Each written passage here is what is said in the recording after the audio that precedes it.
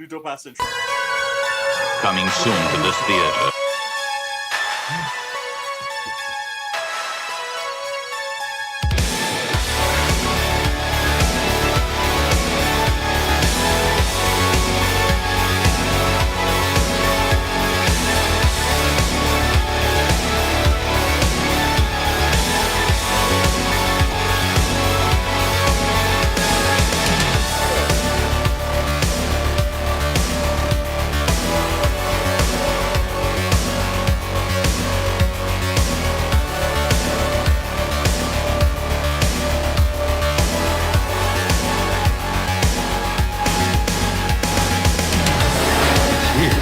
It's alive.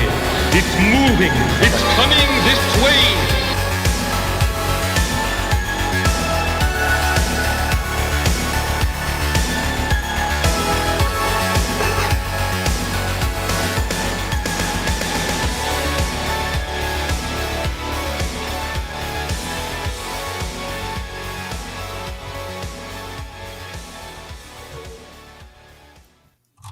What up, everybody?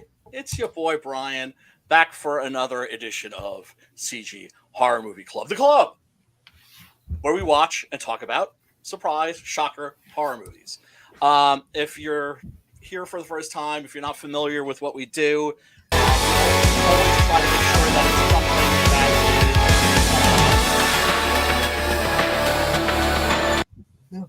you would think I would have some degree of competency. How many streams have I done? I've been doing these every week for 6 months or something, and I'm still fucking up. God damn, man. Boomer issue. But anyway, as I was saying before I screwed up and ruined the entire stream, the concept of this show is that we always try to pick a movie that's not behind a paywall.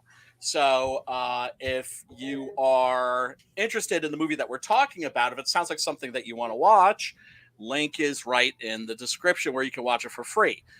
Tonight's movie is called Daniel Isn't Real. And you can find that it's on Prime if you have a Prime subscription, but it's also on Tubi. So I provided the Tubi link in case you don't have a Prime subscription. Because like I said, I want to make sure that everybody can just check the movie out for free, because holy crap, there are all these streaming sites now that make it, it's you don't have to go hunting for horror movies. You don't have to have 20 different memberships at 20 different video stores to watch every horror movie. It's everything's just readily available now, which makes this such a great time to be a horror fan. Speaking of horror fans, my boy Matt Butch Cleaver Burke, what is up, brother, man? How are you doing? What's up, brother? What's up, Pops? And we got our man Pops. Pops over here. Brewski time, bro. Oh shit! All right, let's see what that is. It's just Vitus, same thing. I haven't had it in a couple weeks, so I had to pick one up. Oh, man, once I got on the right meds, I kind of lost my appetite for alcohol. That's not to say that I won't on the right meds. No, I'm fucked up. I got a mood disorder. I'm open about that shit, right? And once because I used to fucking drink like a fucking fish because I was just self-medicating. That didn't mean I was having fun. I mean, sometimes I was having fun, but I would just sit at home and fucking drink just to kind of just maintain. Yeah. I got on the right meds. I lost my appetite for alcohol. That doesn't mean that I still don't have a drink every now and then. It's just it's usually a drink. Yeah, totally. Right. And it'd been years since I'd been even close to soused.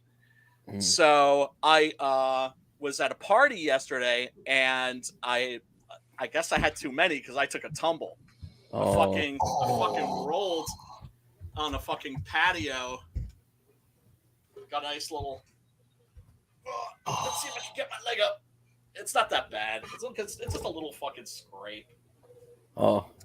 Right. It was swollen up like a motherfucker, but then I put an ice pack on it and it went back down. But what was cool was when I dumped it, I tucked and rolled.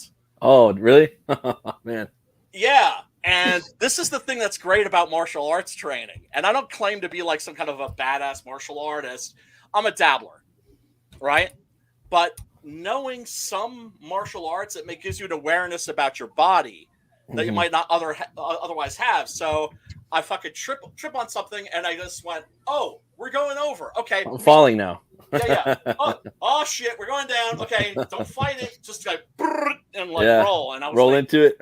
Yeah. So it was like, did a little ninja roll, and I brought out my Tamashigiri. My cutting stand and some pool noodles and some swords. It was like teaching people how to dodge roll. The dodge roll was never really a thing until video games. I'm just saying. Well, there's the Schwarzenegger. When I dodge roll left, dodge roll right. Schwarzenegger, where you roll, you go and you come up with the gun and knock motherfuckers down. Like whenever I'm playing a video game, and if I could do that, I just go Schwarzenegger. Can't help it.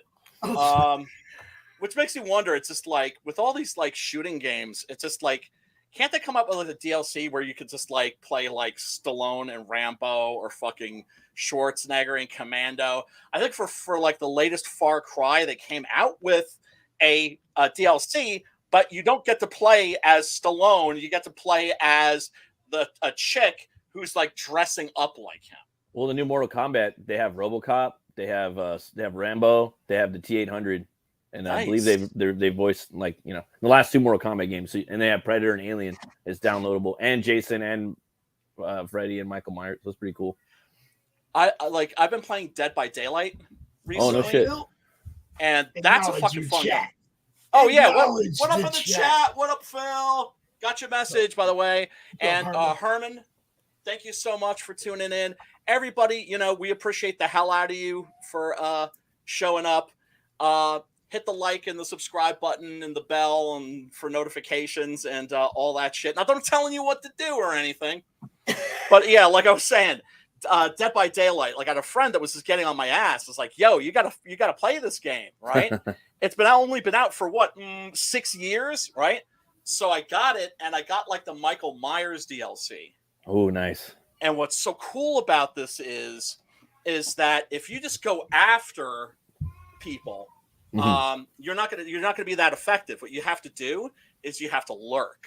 Oh, okay. And you have to watch them from a distance. Yeah. Right. And so it's super creepy when you're playing like one of like the potential victims, and you just see fucking Michael Myers just fucking standing there off in the distance, just fucking staring at you. You can't run either. You got to walk. Like maybe. Yeah. You gotta stalk them. You gotta stalk them. Yeah. Yeah, I appreciated the hell out of that. I got the Leatherface DLC. I haven't gotten the Pinhead / Chief Engineer DLC. Ooh, but man, that game was fun. I mean, I was like carving people up into human sushi. I want to get that new Evil Dead game, dude. That shit looks tight as fuck. I've seen it at GameStop. I've heard good things about it. Together?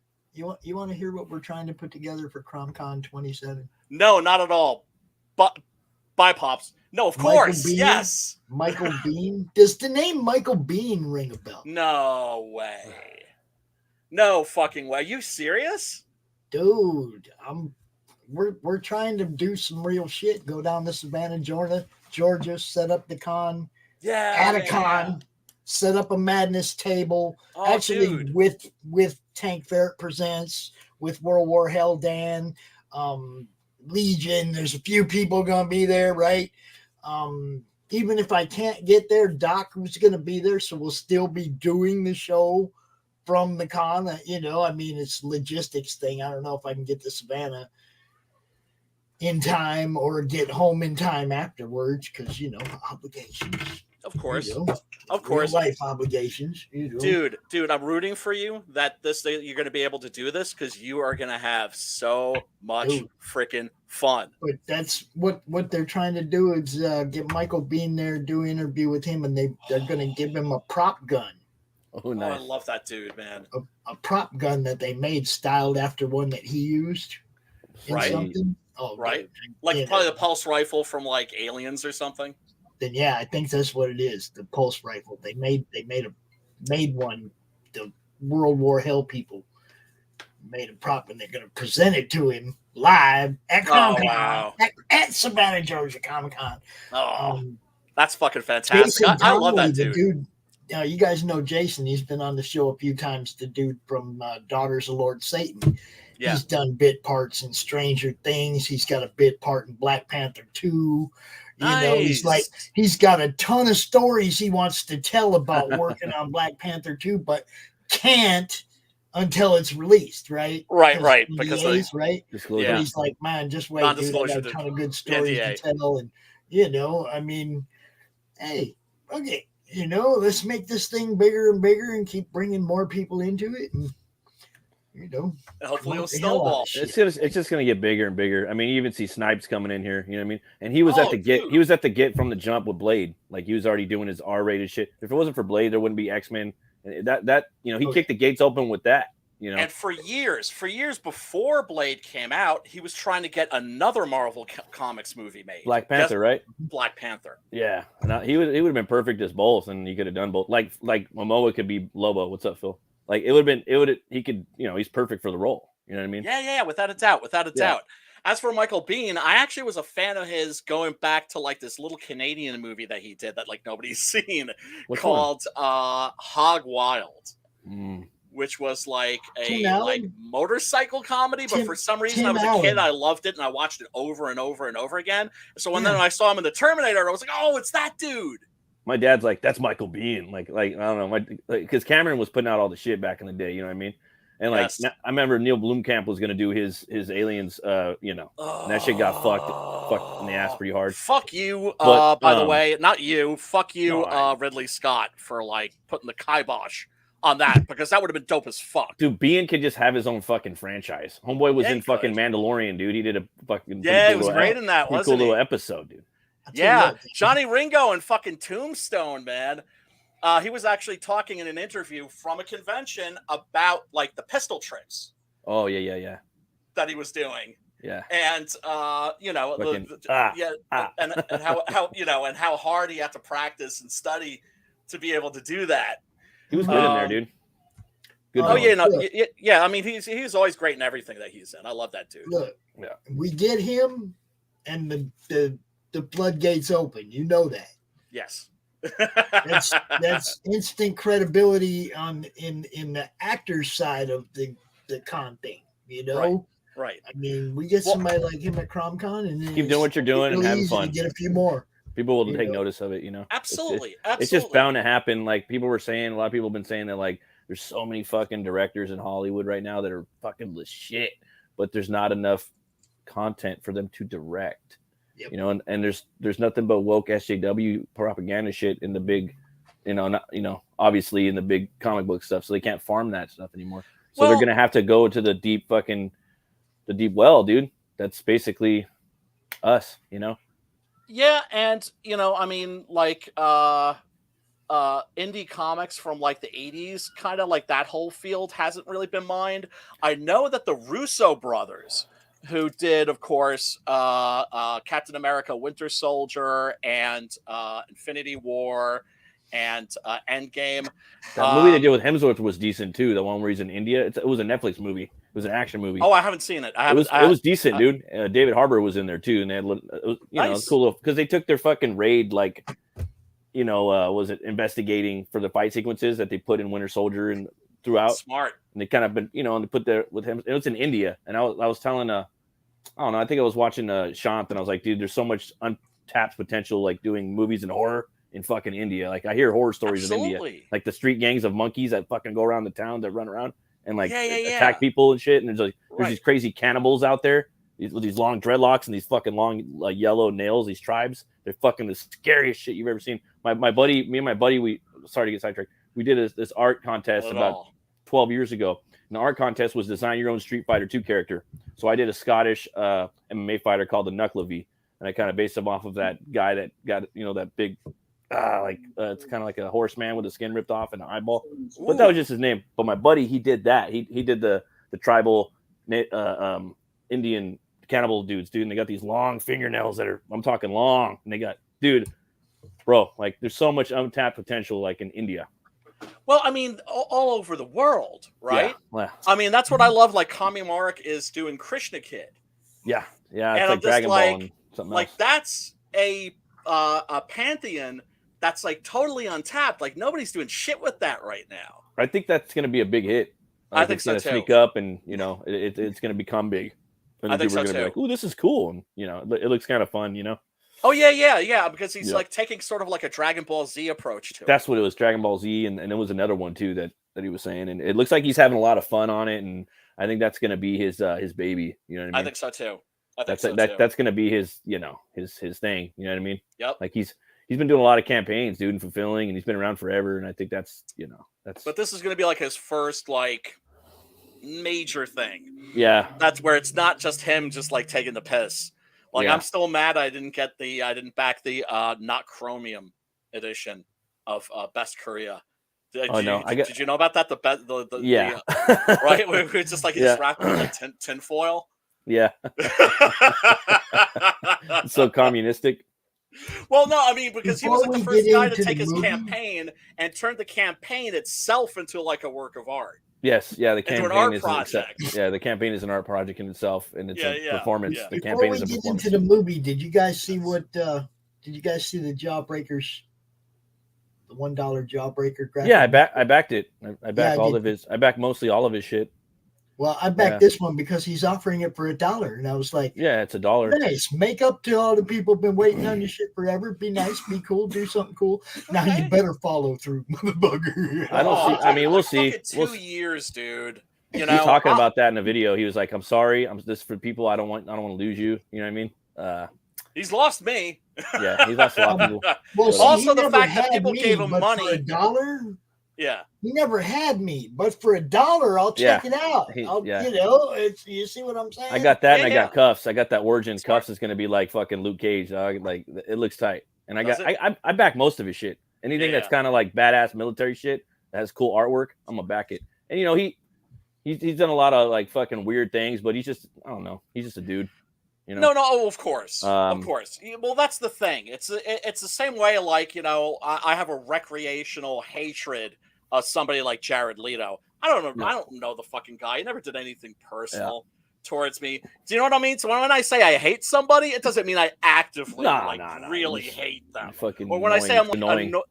Like with Zach, I'm not angry at Zach. I'm annoyed at Zach. For me, I don't give a fuck about really anything about any of the shit he's done. Like you'd be surprised. Like I do not give a fuck. But the one thing that irked me about him was like, I'm with you guys, but I'm not with you.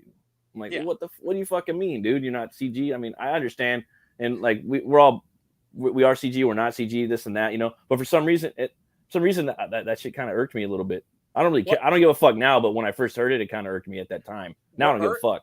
What irked me, and I remember Preston was really pissed off about this. A lot of people sent him money to fight Mark Wade, right? Because it wasn't just about him. Yeah. This was going to be a precedent-setting case. Yeah. And then he settled that shit out of court. Okay, well, if you're going to do that, then you need to give people their money back. Yeah, you should. Because a lot of people gave you money on the assumption that you weren't just doing this for yourself, just to cover your own ass, that you were doing it so that it would set a precedent where you can't fucking do this to people. It's tortious interference.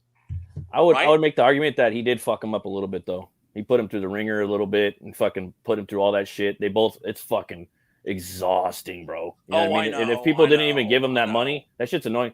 But I mean, if people didn't even give him the money, like none of that shit, he wouldn't have punked that fool. He smacked that fool fucking on his back. You know what I mean? Like right on his back. You know what I mean? Like, oh yeah. So like if we didn't give him the money, he wouldn't have smacked that fool on his back. Now motherfuckers, they think twice before they fucking come and fuck with people for straight up. Like they think twice. Like you don't really see too much shit now. People are kind of like lightening up a little bit. But that shit was kind of whack. They came after her campaign closed. Yeah, it's like little like nibbles and bits. You know what I mean? They're waiting. Yeah. You know, and everyone's talking about that. They're gonna wait in their little shadows and in the corners for little stabby moves. You know what I mean? Because they're gone. They're done. They're fucking. They don't really care about their jobs. Like they're not there. Dinosaurs. They're not there to make comics either. They're there to survive and spread their fucking politics. Especially that bitch. That bitch is fucking nuts. You see her on Twitter like the last 2 weeks. Burn it down. Burn it all down. Burn down the White House. They're all like pro-violence. The fucking abortion shit. This is what I love. Okay, Never Look, marry a chick that wants to kill her kid, dude. If she wants to kill her kid, think about what she'll do to you. Like, fucking be careful, dude. I'll tell you that right now. Look, I'm like anti-abortion but pro-choice, right? Mm-hmm. That's where I'm coming from. Mm-hmm. Most of my friends who are Democrats, they've just all lost their minds, and they want a civil war. They want to get violent. Sure. And I'm just like, you assholes. They think, who has the guns? They think they want it. Yeah. They think they want it. They think they want it. They think they want it. Look, Kyle took out 3. One little kid took out 3. They don't want none of this. What happens when they're out there against vets? Yeah. Nah, oh my God. You know, and I used to be all about like, fuck, it's just a little.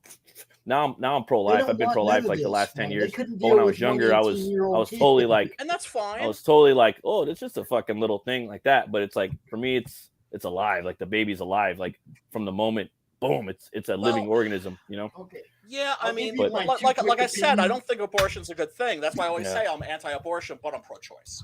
Yeah. I'm going to say it like this: the Supreme Court, regardless what the Supreme Court said, every court in the nation, every single court in the nation, believes that a fetus is a human being, and I will tell you why.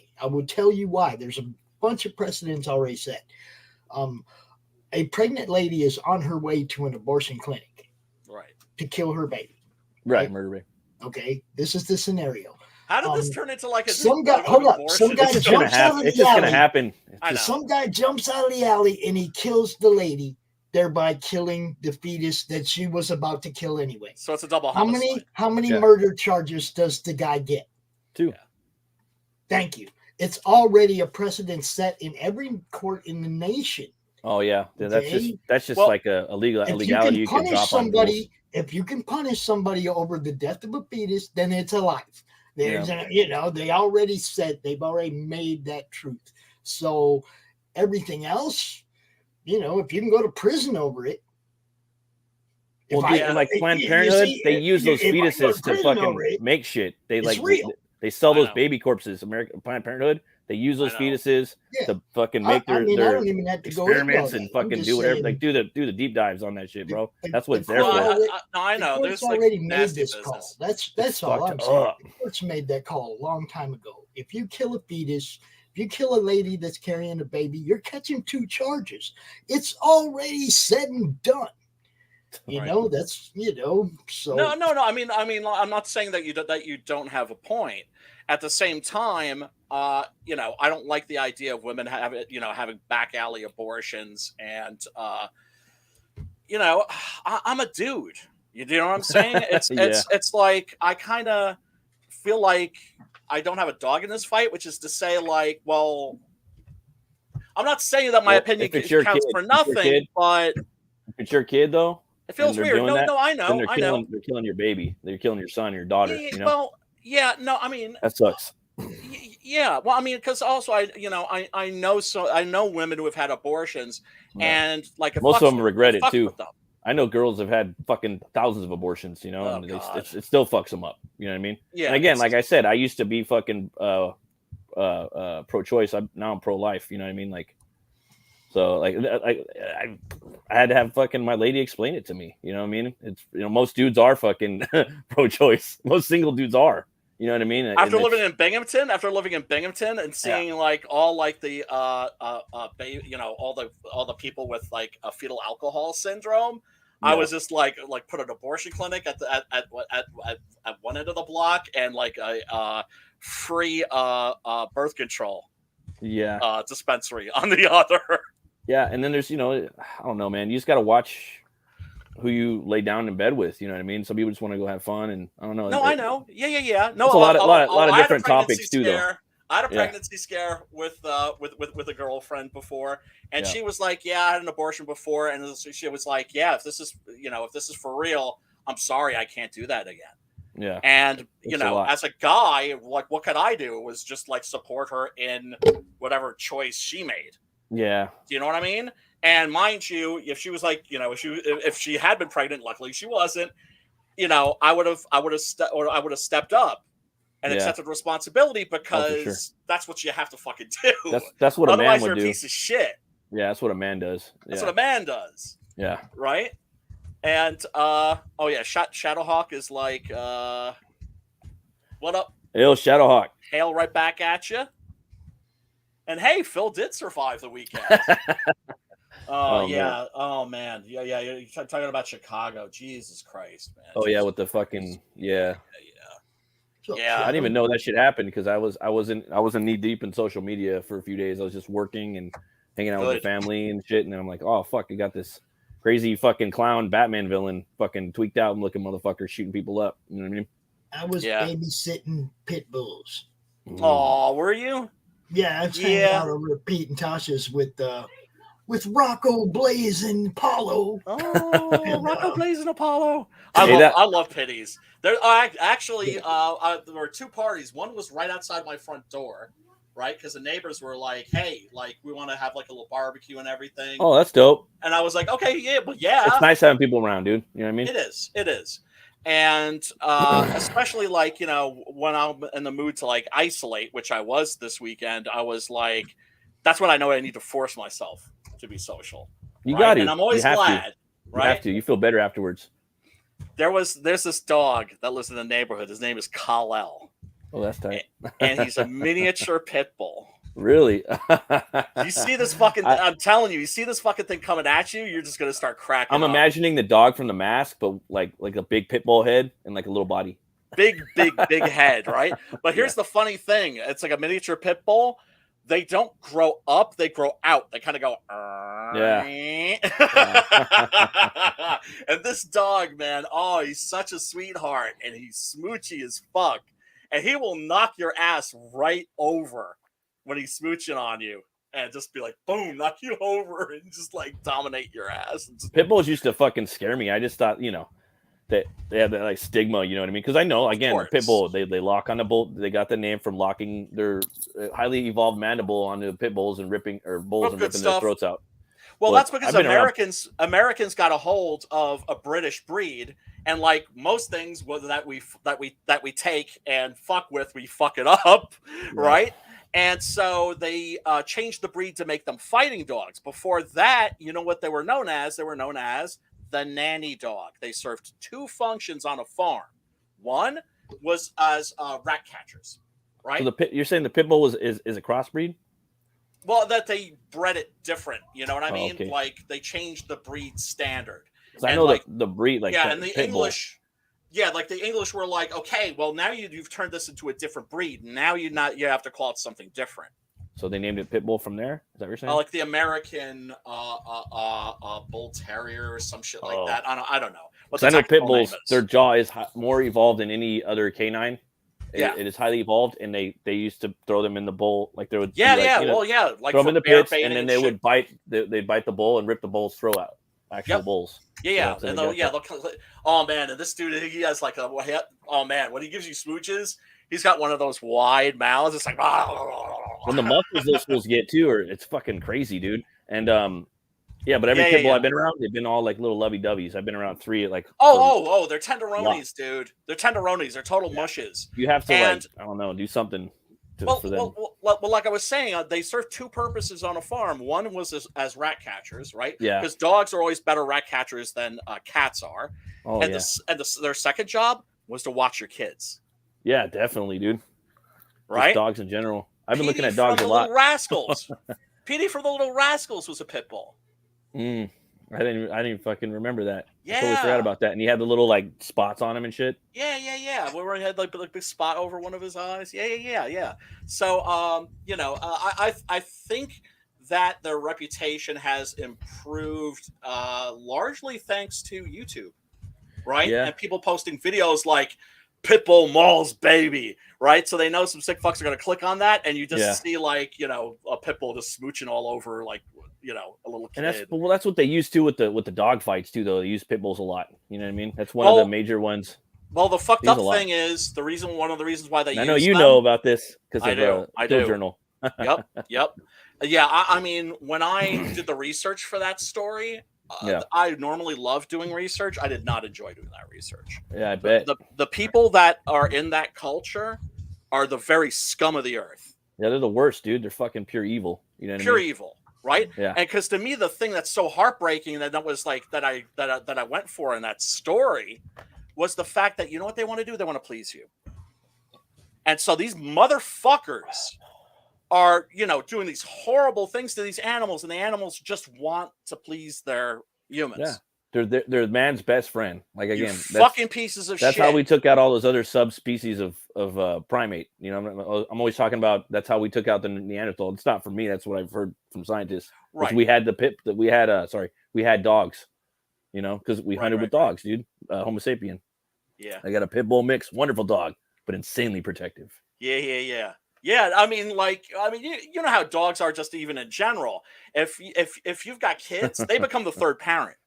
Yeah, some dogs look they look fucking scary, dude. Like pit bulls look scary. Like certain more dogs than others. I've been doing research on dogs for my next book. Yeah. And just googling like some pit bulls have the muscles, dude. They got these crazy fucking muscles in their back. And, they decided to like.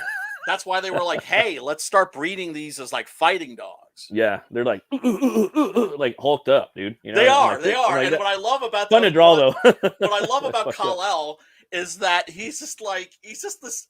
I'm sorry, you see this thing coming at you. I gotta share pics one of these days. It's like it's like if you're not grinning ear to ear when you see this freaking thing coming at you, you just have no heart. You just get like. Yeah. It's oh my god, just like I freaking I'm in love with other people's dogs. But that movie was crazy, dude. Was it yes, Daniel? Yes, and I think it was Pops who recommended not so much recommended it, but wanted to watch it. And so tonight's movie, for those of you that aren't aware, is Daniel Isn't Real. It is produced by the same folks who produced Mandy and I think Beyond the Black Rainbow and what's the other one? Color Out of Space. Yeah. And this is very much in the same style. I've dubbed it horror nouveau. I don't know if anybody else is coming up with terms for this, but this is a new horror style. It sort of is, right? It is. You know what's funny though? A lot of these movies, they have that bisexual lighting in them. Yes. I like them all, but it's weird. They have the purples and the fucking, you know what I mean? Especially Color Out of Space, because that's part of the shtick, but from Lovecraft's. But even Mandy does. The color, yes. They're very color oriented. You can tell they're not imitating the Italians. Yeah. They're not imitating Mario Bava and Dario Argento, who, Bava was the guy who invented that kind of lighting. They're doing something new that's clearly inspired by the Italians. Totally. And there is definitely kind of like a little bit of a new retro wave thing going on there, kind of like kind of in a 80s aesthetic, but doing something new with it. It's kind of like the new retro wave bands, right? It's almost not neon too in some ways, more than bisexual lighting. It's almost like a glowing, you know what I mean? Yes. All these movies are fucking good though. I would buy them all. Like, I love Mandy. I'm gonna buy that shit for sure. Oh, I got that shit. I got that and Color Out of Space. Both of those. Metal as fuck. And Color Out of Space was fucked up. That was very Cronenbergian. And it makes you think too. Best Lovecraft movie ever. Is Cronenberg obviously had to have taken some influence from influence from Lovecraft, Well, from Lovecraft, especially Philip K. Dick. It's a crime that Cronenberg has never done a Philip K. Dick movie. He almost did. He was doing Total Recall, and the producers kind of like wanted to go in a different direction with it. They wanted a Schwarzenegger movie, and mind you, that is a fucking awesome Schwarzenegger movie. It is. It's one of his best. It's one of his best, right?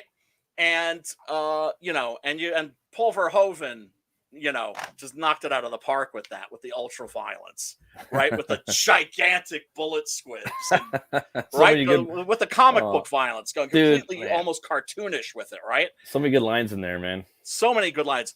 Screw you, Benny. I like Benny, not dude. Quaid.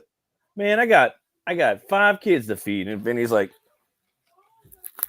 his little arm at the end. Yep. Yeah. What do you want, Quaid? Open up your mind. Oh yeah, Quado. Yeah, great special. Yeah, great makeup effects by Rob Bottin, who Yep. of course did the special effects for The Thing, the John Carpenter remake, and for RoboCop. And the Howling. Oh, and The Howling. By the way, there was a theatrical re-release. I should always start off with horror news first, right? But for those of you that aren't aware, there was a theatrical re-release of The Thing, the John Carpenter remake, earlier last month, and it was a fiasco, evidently, because they were showing the movie in the wrong aspect ratio. Ooh, that's fucked. And I know, like, the Alamo, if you have an Alamo Draft House near you, the Alamo Draft House, oh, that looks tasty, Pops. He's putting down, what is that, a T-bone? Yeah, man. Potato salad and some bread? T-bone, baked potato. Oh, yeah. Oh, some green onions. And a porterhouser. Yeah, man. Nice. But yeah, the Alamo Draft House, the chain is having a John Carpenter retrospective all summer, and so they're going to be they're going to be showing The Thing. They're going to be showing Prince of Darkness. They're going to be showing The Fog, which I've already seen at the Alamo. I think like a couple of years ago, and a bunch of Escape from New York, Escape from LA. But yeah, they're like showing like a lot of John Carpenter movies. So keep an eye out for that. And if you do have an Alamo Draft House near you, definitely, I mean, if you've never seen some of the, I mean, I'm lucky. I saw almost all John Carpenter movies. I don't think I have one around here, dude, but I'm gonna have to look into it. I have a lot of theaters around here, but oh, dude, the Alamo is the shit. It's the shit. It's like the best. Let me put it this way: the only way it could be better would be if you could smoke weed and vape. Then it would be perfect. If I smoked the weed, I'd be paranoid and fall asleep inside the movie. Yeah. Yeah, man. You know what's crazy about this movie though? What's so fucking random? Remember I was telling you about that comic book Ballistic? Yes. I later found out that the artist from that is the guy that drew the Boys, and he also drew Happy by Grant Morrison, and the writer of that book directed this movie. No shit. No shit. Yeah. He also directed another one by this production company with Joe Manganiello called Archetype. I watched that. I didn't like that movie that much. I didn't really like it. It's worth the watch. It's visually entertaining, and it's got a lot of comic book. There's actually comic book panels in the movie. But for me, I needed more action. And for this movie, it had cool. Like what I liked about this movie was the visuals. This movie reminded me a lot of Jacob's Ladder. A lot. There's definitely some of that in there. Yeah, a little bit. I'm not a fan of Jacob's Ladder, mainly because I feel like it botched the ending. It didn't stick the landing, and clearly because the writer didn't know where it was going. This is why I always tell anybody that's a writer or wants to start writing, in which case you're a writer, okay? Make sure you know your ending when you start writing. That doesn't mean that you have to stick with it. You can change it ultimately, but that way you're not going to paint yourself into a corner. But also, everything that comes before the ending should be logically leading up to that. What didn't you like about the ending of that movie? On the story and be like, yes. And the ending should always be something that is that feels surprising, but also inevitable. What didn't you like about the ending of that movie? And don't because ever it was rush pulled out your of its ending. ass. It was pulled out. I mean, it was just like, oh, it was all a dream, and he was like still in Vietnam, and I was just like, come on now. I liked the demons. Yeah. I liked the demons. The modern demons were fantastic. Yeah. And a lot of people were all surprised that I don't like Jacob's Ladder, but yeah, I've never been fond of it. I watched it once back in the day, and then I watched it recently about 4 months ago. Like I watched the whole movie, and because I've seen movies that are similar to that, I actually liked the ending because it was they're talking about the drugs that they had to take and the experimentations, like the fact the info dump at the end of the movie. That's what I liked about the ending was the info dump. But the whole I understand where you're coming from. I like the info dump because it was like, oh, you were taking all these fucking these drugs, and and that's what the government was doing in those times. They were drugging everybody up. They're giving them LSD, you know what I mean, and learning about it and shrooms and all kinds of shit. And yeah. Well, because they were trying to find some way to. They were basically aiming for mind control. Yeah. They were looking for a mind control drug. And they were always fucking with him in the movie. Like when I watched it from the beginning, like the whole X-File thing, I'm like, oh, it's like the X-Files. The cops, the FBI is coming after him, and and I don't know. I thought it was all right. And then you had the other people experiencing it with them, but I guess it was kind of clunky and could have been better. And it was. But those demons, though, man. The demons were fantastic. But especially at the party when Homegirl was freaking on all those guys, that was like the scariest part, probably. Oh, fantastic! And the whole somebody coming out through her mouth, yeah. Love that stuff. But it felt like I felt cheated by the ending. It felt like reading like an Anne Radcliffe novel. She was like a gothic horror writer, but in all of her novels except for one, they all have Scooby-Doo endings. Yeah. Not to say the monster isn't real. It's a guy in a mask. I would have gotten away with it if it weren't for those damn kids, right? Well, they sucked the horror out of it. It's not horror anymore. Don't rush it either. Power. Yes. It was at the end. It's not a horror movie anymore, right? Because it's a dream. It's part of the psychotropics. I mean, there's horrific imagery in the movie, but then it's like it is a horror movie because, like, how do you define what genre something is in?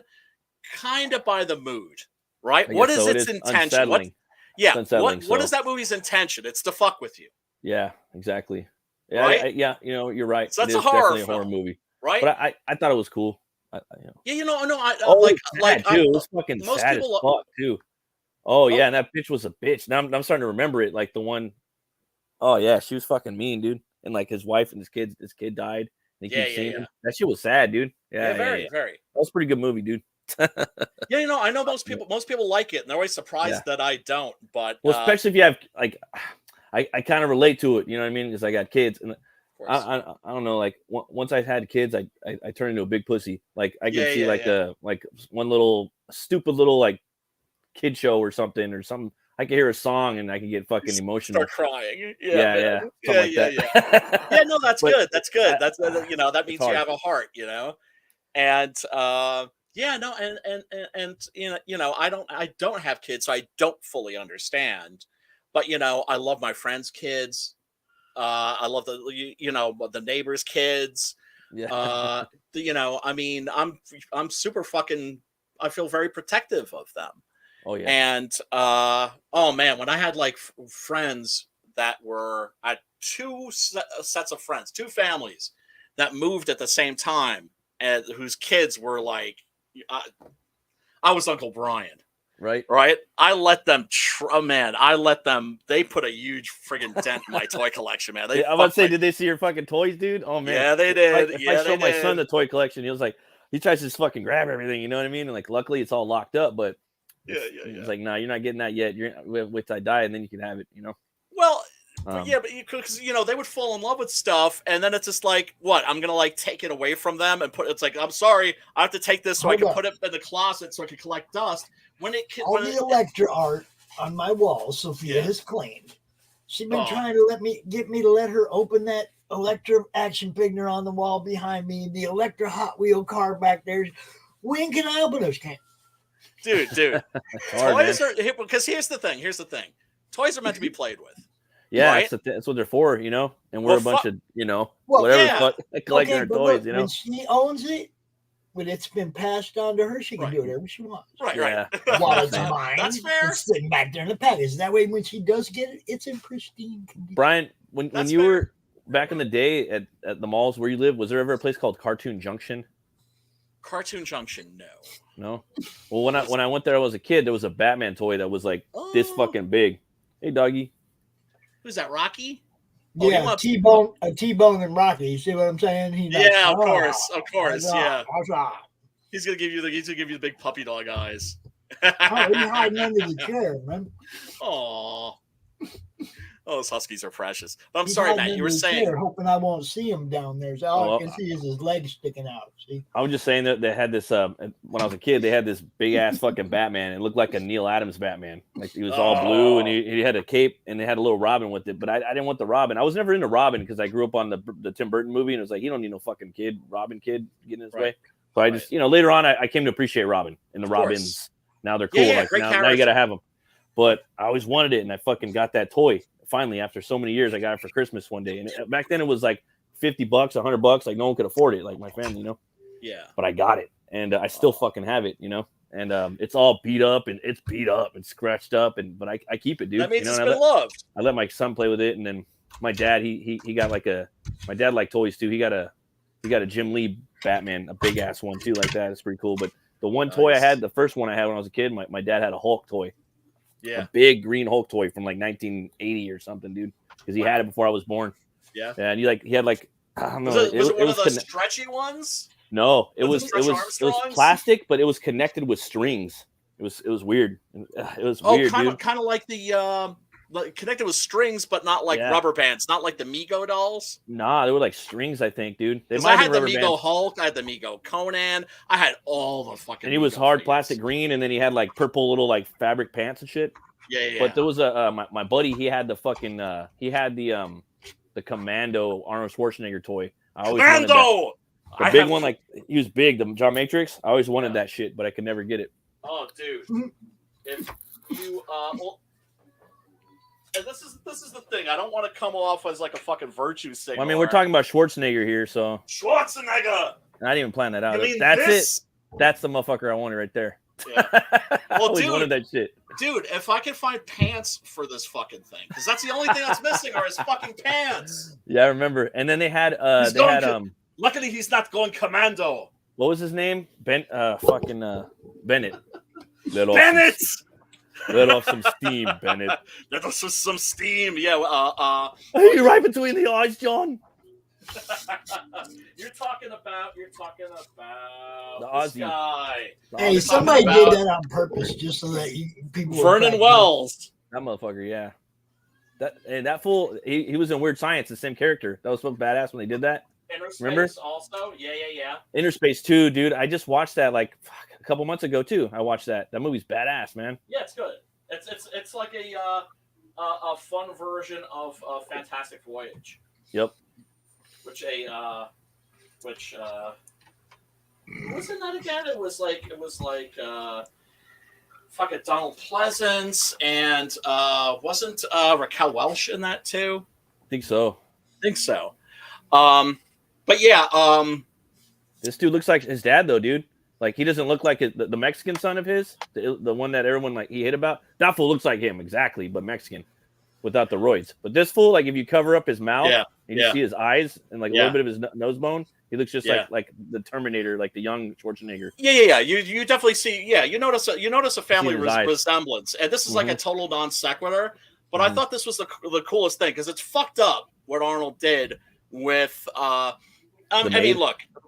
Okay, he knocked up the maid. That's kind of greasy, right? Yeah. Cheating in general is greasy, right? Yeah, it's fucked up, man. Right, but to me, it's just like, honestly, I don't judge, right? Where he did fuck up was not acknowledging that this kid was his son. Yeah, that's fucked up. That's fucked up. And he comes out of nowhere looking exactly like him, but like with a tan, and he's fucking Mexican. It's like, dude, that's your fucking son, bro. And you see him on like Google every now and then. They'll pop up. He's getting bigger and bigger and bigger. I've never seen him. Oh yeah, he always hangs out with them, and they always working out at the fucking down in Venice and shit. And he's getting all big. Cool. That's cool. Well, what I thought was cool was that Schwarzenegger's kids, when they found out, very often when they find out that there's when rich people find out that there's like an illegitimate sibling that they have that they didn't know about, they get mad. Yeah, right. For sure. Because first of all, that You're person's jealous. like a physical embodiment of their father's infidelity. Yeah, right. Exactly. But then also just like, wait a second, what is it like? Is he gonna want money or whatever? Fucking Schwarzenegger's kids, when they found out, they were like, "We got a brother? No way!" And they were like, welcomed him just like that. Yeah, yeah. They were just like, "Holy shit, we got a brother!" So I thought that was pretty cool. So I think he must have raised his chillins right if like that was their attitude. It's probably not his only kid out there. He's probably got a couple more running around. Yeah, well, like a little like for reals, dude. Yeah. But man, after watching Patrick Schwarzenegger in this, tell me he wouldn't make a fucking awesome Patrick Bateman. Definitely. I thought you were gonna say Joker. I don't know why you're. I wasn't even thinking Joker, but Bateman. Bateman for sure. Like Bateman for kinda, sure. He kind of made up his own little character in here. You know what I mean? He did. Yes, he to did. where the other actor that's the main character was had to portray him at the end, so he had to pick up all his mannerisms and whatnot with the suit and everything. I'm like, that's how you know that the dude kind of really developed the character, Patrick Schwarzenegger. Well, he and Miles Robbins, who's also a movie star kid. He is the son of Tim Robbins and Susan Sarandon. They worked together. Oh yeah, he looks just like Tim Robbins. Dude, Jacob Slider. There you go. There's a connection. Oh, so man. they worked together. Bull Durham. As actors frequently will. To so that like if you're playing this, you have two actors that are playing the same character. Naturally, you're going to want to be in simpatico, right? And basically, they decided they were both going to go full Nicolas Cage. You got to, man. Well, shit, it worked. Yeah, it worked for sure because their performances are really good in this. Now for Der Killer, I mean, what an really, dudes, like that's the German title. I see. Der Killer in Mir. So it's the killer in me. Okay, that's a little bit better. That's a really great shot. There's some really great special effects in this too. So they merge a lot of CGI with practical in here, I think. Yes. Right? Yes, which is the system that Guillermo del Toro really sort of invented. He did. And he would CGI shit just that didn't need to get CGI just to fuck with you. I remember he was talking about that in the special features. Like, I'm going to CGI the tail right here of Hellboy, and then on the other scene, I'm going to have an animatronic, and that way when you look at it, you won't know if it's CGI or if it's animatronic. I was like, oh, that's a good idea, dude. Oh, dude, like the troll market in Hellboy 2. Well, I was thinking about the fucking troll, like the postman or the cathedral head was his name. When I saw this character at the end, which was Daniel, right? Yeah. Yeah. What we learn. Okay, so we open up and we have our protagonist who's a little boy, and his mother is suffering from severe mental illness. She is not a well person, and she's fighting with her husband because he wants her to get on meds and she doesn't want to take the meds. And so he goes running out of the house and comes across the aftermath of a rage killing, right? A guy walks into a cafe with a pump shotgun and shoots the place up. Yeah. And so this little boy walks out and he sees this, right? Which is something you would never want a child to see, obviously. And suddenly, boom, there's this imaginary friend. So it's like, oh, so he's created this imaginary friend, or his mind has created this imaginary friend to help him deal with the trauma of his home life and also what he's just seen in the outside world. However, this friend that he's created turns out to be dangerous. He's, at first everything's wonderful, right? Like this is like the scene that's inside his head when they're like fencing with broomsticks and the broomsticks turn into swords. And eventually it seems that Daniel really, the imaginary friend, really doesn't like his mother. So he's like, hey, take all of her pills and just like dump them into her drink. Right? Or it was a smoothie or something, I think that she was making. Yeah. Like, what the fuck is this? Right. So his mother's like, look, you gotta put this imaginary friend away. He's dangerous, right? And it's obvious that he is, right? And so he imprisons him in this dollhouse. And then we fast forward maybe 10, 15 years, and this boy has become a young man. And things in life are difficult, and so he ends up bringing his imaginary friend back, who has aged with him. I think there's a German poster that says that this was a Fight Club for the Instagram generation. I could see that. what's great about this is that there are little hints being dropped here and there in the film that were making me think, like, wait a second, is this really an imaginary friend, or is he what I think he is? Right. Should we reveal that? Should we? Yeah, Everybody, go ahead. Are you Go cool ahead. with? Are you cool with the spoiler? Spoiler alert! Spoil it. Ah. All right. Wow. Well, first, of course, this friend, his imaginary friend has come back, and suddenly his life is terrific because he's hooking him up. He is being a friend, and he's helping him out, giving him all the good advice, getting the ladies. Makes it so he can talk to girls. Yep.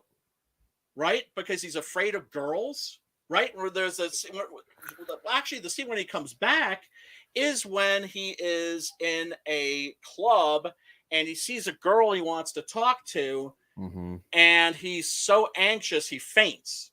Yeah. And when he comes to, there is his old best friend Daniel to help him.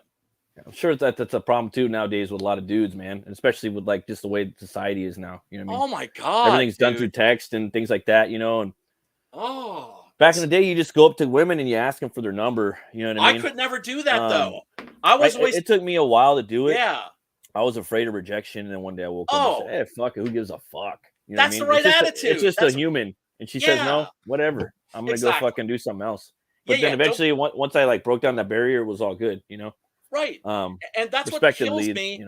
That's what kills me when people are all like coming at at the incels in a hostile way. I'm like, could somebody please just talk to these guys and teach them how to talk to girls?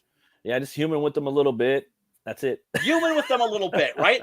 Look, I used to be scared of girls when I was younger. I didn't date in high school.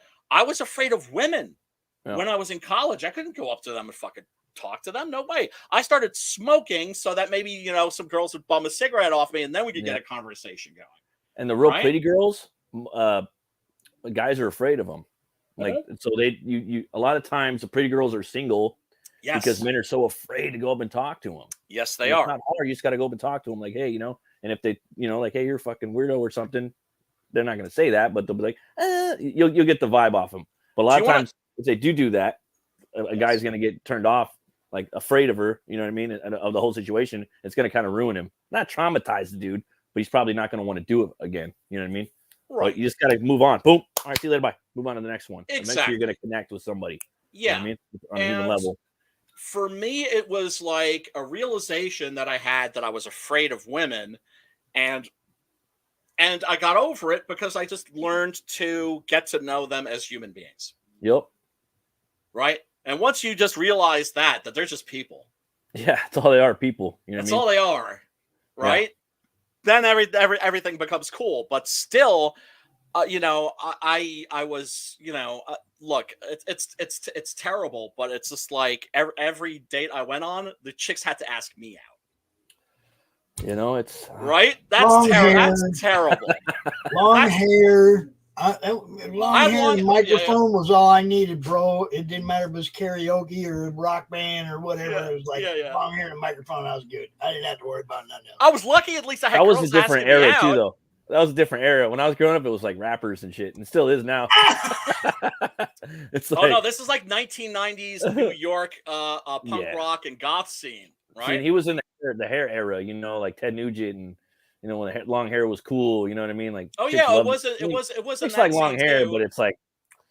I always nowadays when was long hair not cool? It's always been cool. I've had long hair twice, and I'll probably grow it out again. But I would have long ass hair right now if I could grow it properly. I might grow it. It's a lot of work. If they come up with like a cure for baldness, I'm gonna be rocking some fucking Fabio shit. My buddy went bald at like 20, and he's like, "Dude, you got hair. You grow long. You're playing metal and shit." Yeah. I mean, sometimes though it gets Funny story. One time, me and the wife were at Blockbuster, and this was right before Blockbuster went out. And we're looking at the movies, and this is when I was hold up. You might have to explain what Blockbuster is to some of the younger audience. Blockbuster is where you go to rent movies. Blockbuster is. So I'm in there at Blockbuster. Probably been there an hour. Who the fuck knows? Because I like to go there and look at the fucking movies. And like, hey, how's it going, ladies? What's your number? I'm like, motherfucker, what? Because I got my long hair, Oh. And this shit was funny, dude. That shit happened a lot. Yeah, no, it happened a couple times to me too. What was funny was here in the suburbs, not in the city, in the suburbs, people would think I was gay because I had long hair. It's And just, then you go to the fucking city, the one thing you're not going to see is a gay dude with long hair. right. They don't exist. Okay. Bunch of modern Conan punker metalheads running around, ready to fucking slay some fools, right? Yeah, most definitely. So yeah, this poor guy, he has trouble talking to girls. That's totally understandable. Especially since he's somebody that's clearly has some mental illness issues. So at first, his friend does seem like a friend, and he is very helpful, helps him talk to girls, but then he starts taking him down kind of like a dark direction, right? Like, hey, like somebody's busting out some lines, snort up, right? And then he's getting, because he meets this really sweet chick, and she's smart, and she's creative, and she's an artist, and so clearly, like the girl for him. And so he goes to bed with her. It's pretty. It's never stated, but it's pretty obvious. Like he loses his virginity with her, right? Clearly, his first lay. And it's wonderful, and it's fantastic, and you could tell like it couldn't be better, right? And so it's just like, oh yeah, homeboy got a girlfriend now. All right, and because it's not like he's just going out picking up chicks and fucking hitting it. Yeah, it seems to be something that's happening organically. I was about to say organically, like they bumped into each other on the street, and she's an artist. You know what I mean? Yeah, and she was in Hellboy. She was in the Hellboy remake too. Oh, that's right. That's where I recognized her from. Yeah. I hate that movie, and I like it too. I like things about it, but I really the version of if they had let Neil Marshall make the movie that he wanted to, it would have been fire, right? And David Harbour, and honestly, that version of the character, I'm saying just the character and the makeup and the actor, better than the Del Toro version. Tight as fuck. He's way more metal, dude. He's way more metal. There's little nuggets in that movie where like little scenes. I like the Mexico I like the intro. Oh yeah. With the Batman. There's little things that I like, and little things I'm like, But I like the Mignola-verse, so that was some cool things. And then I did the research on the fucking director. I like Marshall, dude. And I follow him on Instagram and shit. And it's like, oh yeah, I love that dude. He fought every little thing in there, and they just kept, nah, fuck you, nah, fuck you, nah, fuck you, like the whole time. And I know it would have been better if they just let him do his movie, just like they let Guillermo do his movies. The first two movies came out fine. Not that happening. That's the thing. He's not that happening. No, he's not at that. His career is not at that. Is not at that stage. Unfortunately, because he deserves to be there, because he is one of the best living fantasy filmmakers alive. I think. It's like, who like that's a good guy to direct Hellboy. Neil Marshall, he would make a good Hellboy movie. You know what I mean? Like when you think about it on paper. On paper, I'm like, oh, we're done. We got shit to work. Dog Soldiers, Descent. Like and David Harbour, and also the makeup that they chose. The makeup, he looked tight. I'm like, and everything. He looked like fucking Danzig and shit. Yeah, he looked surly. He looked like a metalhead, dude. Like better than a samurai. He didn't have the fucking man bun anymore. Like it was cool when it came out, but it looked better now. It fitted him better now. Like if I draw Hellboy now, he's got that hair. He's got the metalhead hair. He looked like he'd been put through a ringer by life, right? Yeah, exactly. Ryan. Yeah. What's up? I gotta go help. Yeah, you got it, brother. Thanks so much for hanging out over there doing that closeout stream for Tyrant. Best of luck with that, brother. You guys are still going in a little while. I'll be back. Okay. All right. Peace out, brother. Peace. Later on, Matt. Later, brother. Chat, Rat, Pat, George, Fred. And thanks for suggesting a movie that actually turned out to be a good movie. Pretty good. The special effects, though, like they were saying, that's really what they drew my attention to go check it out, because they just said it was off the hook compared to most horror movies. Yes. Yeah. There you go. No, it's a style, But yeah, peace out, pops. Best of luck with your stream. We'll talk to you soon. All right, take it easy. The films that they're putting out, I'd never even heard of this. Yeah, I never heard of it either. It's been out for like a couple years, right? Yeah, because I had seen the one with Manganiello afterward, and I follow Manganiello on the Instagram too. Like he does some fun roles, and I wanted to see the Deathstroke movie you know. And then he came out with this indie movie. I red boxed it and was, you know, but this one is better in my opinion. It is worth mentioning to everybody that this is the second in what I think the director is calling what is it, the Oblivion or the Abyss trilogy, right? Because the film opens with a shot of a swirling abyss. Oh yeah, because in that movie the archetype with, you know, with Magnello, there's a lot of that in there from right.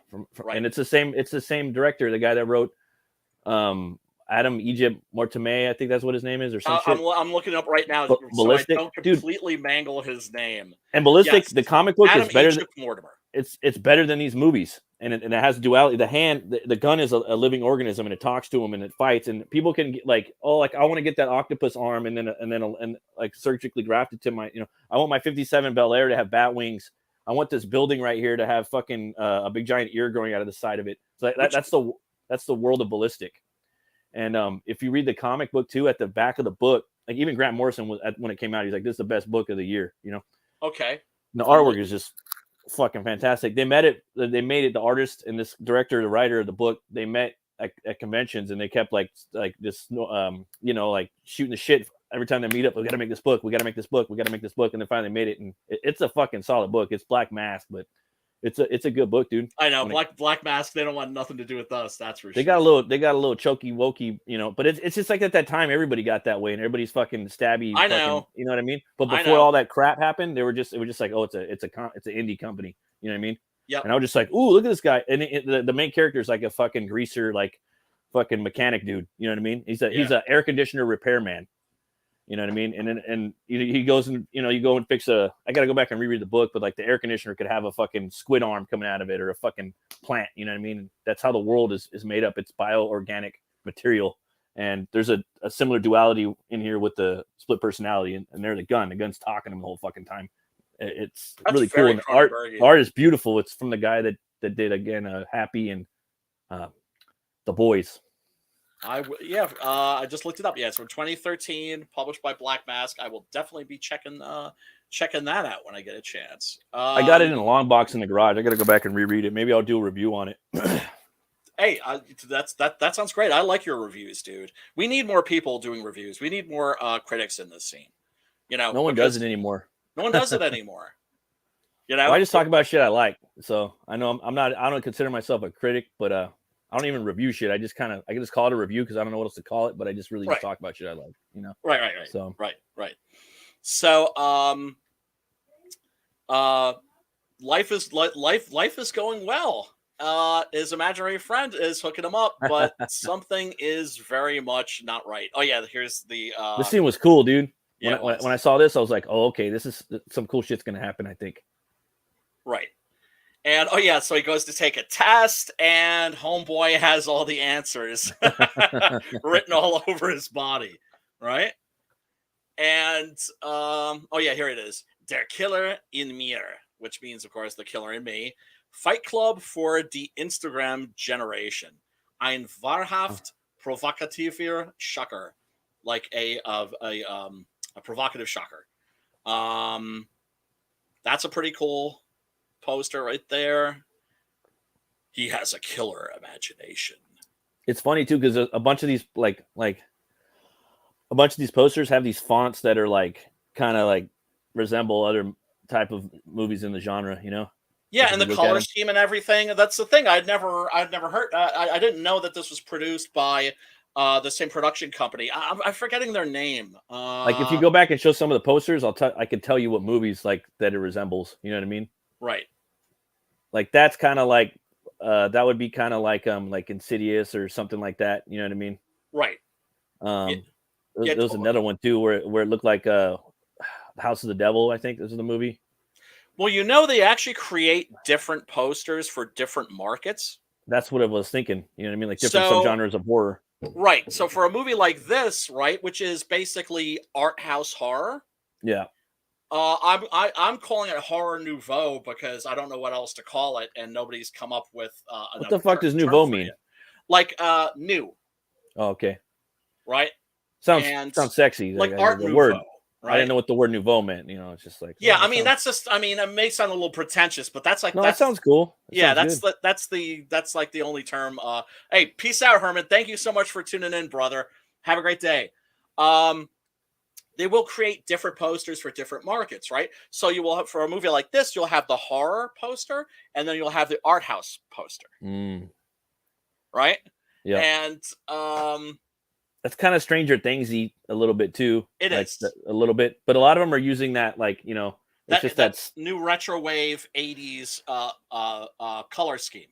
Yeah, right? I'm just looking at not so much. This is more like a kind of like a mid 2000s kind of a look. Yeah, the fonts too is like mainly what I'm talking about. Right, like that's a total horror font right there. Yeah, this looks Stranger more Things a little bit. Right.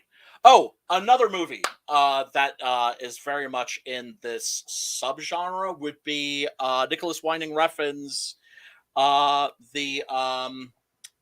am I blanking on the name? The not the Noonday Demon.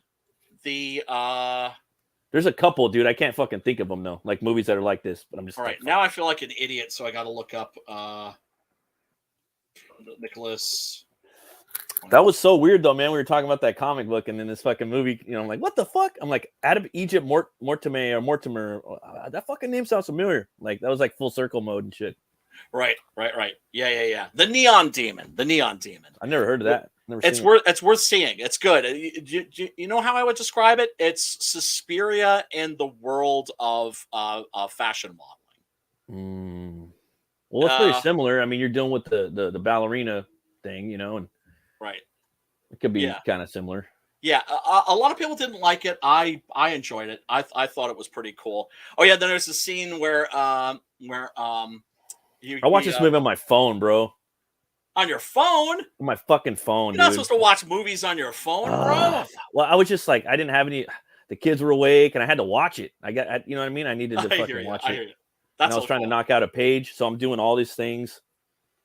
This would have been way better on the big screen because there's so much little things. Oh yeah. I mean, things that should be seen big. You know, it's that type of movie. It's with the lights out and everything. Yeah, it's I don't know, cerebral. You know, visual. Oh yeah, very much so. Yeah, well, of course, it's more immersive. Yeah. And these are the kind of movies that you do want to feel kind of immersed in. Now, something like Suspiria, for instance, only way I maintain the only way to watch that is on a large big screen TV, surround sound, lights out, and the sound just cranked up to fucking 11. Like I watched Horror Express on my phone and it was cool. Like I can, you know, right. This one I because I'm like seeing a little imagery. Like I don't remember seeing that sketch. You know what I mean? Because it was so small. Right. Fuck. Yeah. Now this actor, man, this fucking dude, man, he's good. He's fantastic. He's fantastic. I'm gonna mangle his name here. It's Chukwudi Iwuji, I think. I'm probably mangling that, but you know, he was the thing that kept me watching Peacemaker. The Peacemaker series that, you know, it was like a sequel to like the Suicide Squad that James Gunn did. I never seen that show. I've heard of it. It's okay. Yeah. I mean, it gets a little like propaganda-y. Everything is. Like, everything is. Yeah, everything is, right? But his performance in that is fucking amazing because you have this hilarious dialogue and he's the straight man. And how that guy just fucking kept like his like a total poker face made the jokes like 100 times funnier. That's the thing about straight men. They never get the fucking credit. It's hard sometimes. You know? It's hard not to break, you know? Yeah. So he was fucking amazing in that. And when his character was no longer in the series, I lost interest. I finished it, but I just wasn't with it anymore. I'm one of those people that like once like I start laughing, I get like hysterical and I can't stop. If it's something I think sometimes like it's real funny, you know. And that was just like, how is this motherfucker keeping a straight face? And not just a straight face, but like grim and angry and shit. So yes, spoiler alert, it turns out that so homeboy goes to see his shrink. His shrink puts him under. hypnosis, hypnotizes him, at the same time kind of hypnotizes himself, and realizes that he is talking not to an imaginary friend, but to a entity of some kind. Let's call it a demon. Yeah. No. And that was something that's great, because it's not like it came out of nowhere, like the ending of Jacob's Ladder. Jacob's Ladder. Yeah. This had been set up the entire film. Yeah. And this is based on a novel. Yeah, I saw that, and then he rewrote it with the author, I think, right? Yeah. And there's this wonderful scene where he's basically captive in his own body, and the demon is running the fucking show. And so he's in this prison. Oh. Right? Where like where the demon's former victims, or one of them, right? The guy that was the cafe shooter, is roaming around, but also there are these display cases for all of the weapons that the victims of the demon used when they were killing folks, right? Like there's the shotgun, for instance, and there you see also a pistol. There's like a battle axe, It's been there forever, you know. Yeah, so this thing's been around. I mean, it's a fucking demon. So, and it's a cool design too. Oh, amazing, great design on the demon himself. Now, where is this taken from? What is the inspiration from this? It is from a painting by Hieronymus Bosch. Oh yeah, and then of course the illustrations. Turns out that basically the guy who shot up the cafe was the previous victim, or the previous host for this demon, and was drawing illustrations of him. And let's see, let me get to it. Yeah, there's a really good illustration. And she's seen him too. Yes. And yeah, his girlfriend, sees him without having realized that she's seen him. Now, that's crazy. All those things, different markets, like you were saying. It's crazy. Have you seen House of the Devil? Yes, but Ty West, it was the same font, like as that movie. Mm-hmm. With I forgot that guy's name. So it's like indie. The guy from Manhunter. Yeah, it's the indie horror font. Is what I would call it, right? So this is a painting by Hieronymus Bosch. Hieronymus Bosch is somebody that's always worth discussing if you love horror. When I show people Hieronymus Bosch's paintings and they're not familiar with them, I always ask, like what year would you say that this is from? Are you familiar with Bosch at all? No, I would say that's definitely during the Spanish Inquisition era. So most people will say 1920s. Yeah, right. I would say what that was. I forgot when the Inquisition was. The Inquisition. What a show. Was that the 1600s? I think, or 1500s. Yes. So that's when I would guess. That's when that painting was painted. That's sharp. Most people are 1920s, because that's what surrealism became first a thing, right? And this guy was a surrealist. He was literally 400 years ahead of his time. So he was during that time, huh? Yep. Renaissance. There we go. Yep. Shadowhawk. Yeah, 1575. Yeah. He's best known for the Garden of Earthly Delights. This is Christ in I think Limbo. Do you ever listen to that album by Demi Borgir, In Sorte Diaboli? Yes. That's a good one. There's a lot of that in there too.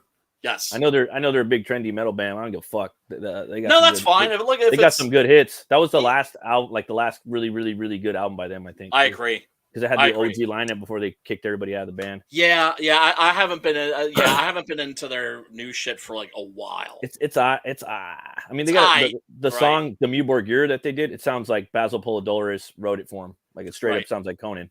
But even has some of the same fucking like. Oh, dude, listen to it if you have it. But yeah. Anyways, it's sort of be Diabole, dude. That shit's fucking badass. It is. Yeah, it is. That's a great album. But Bosch, like I said, was like 400 years ahead of his fucking time. He was doing this shit. Nobody. So it's not like, I mean, obviously he was like drawing from his own imagination. It's what he was seeing in his head.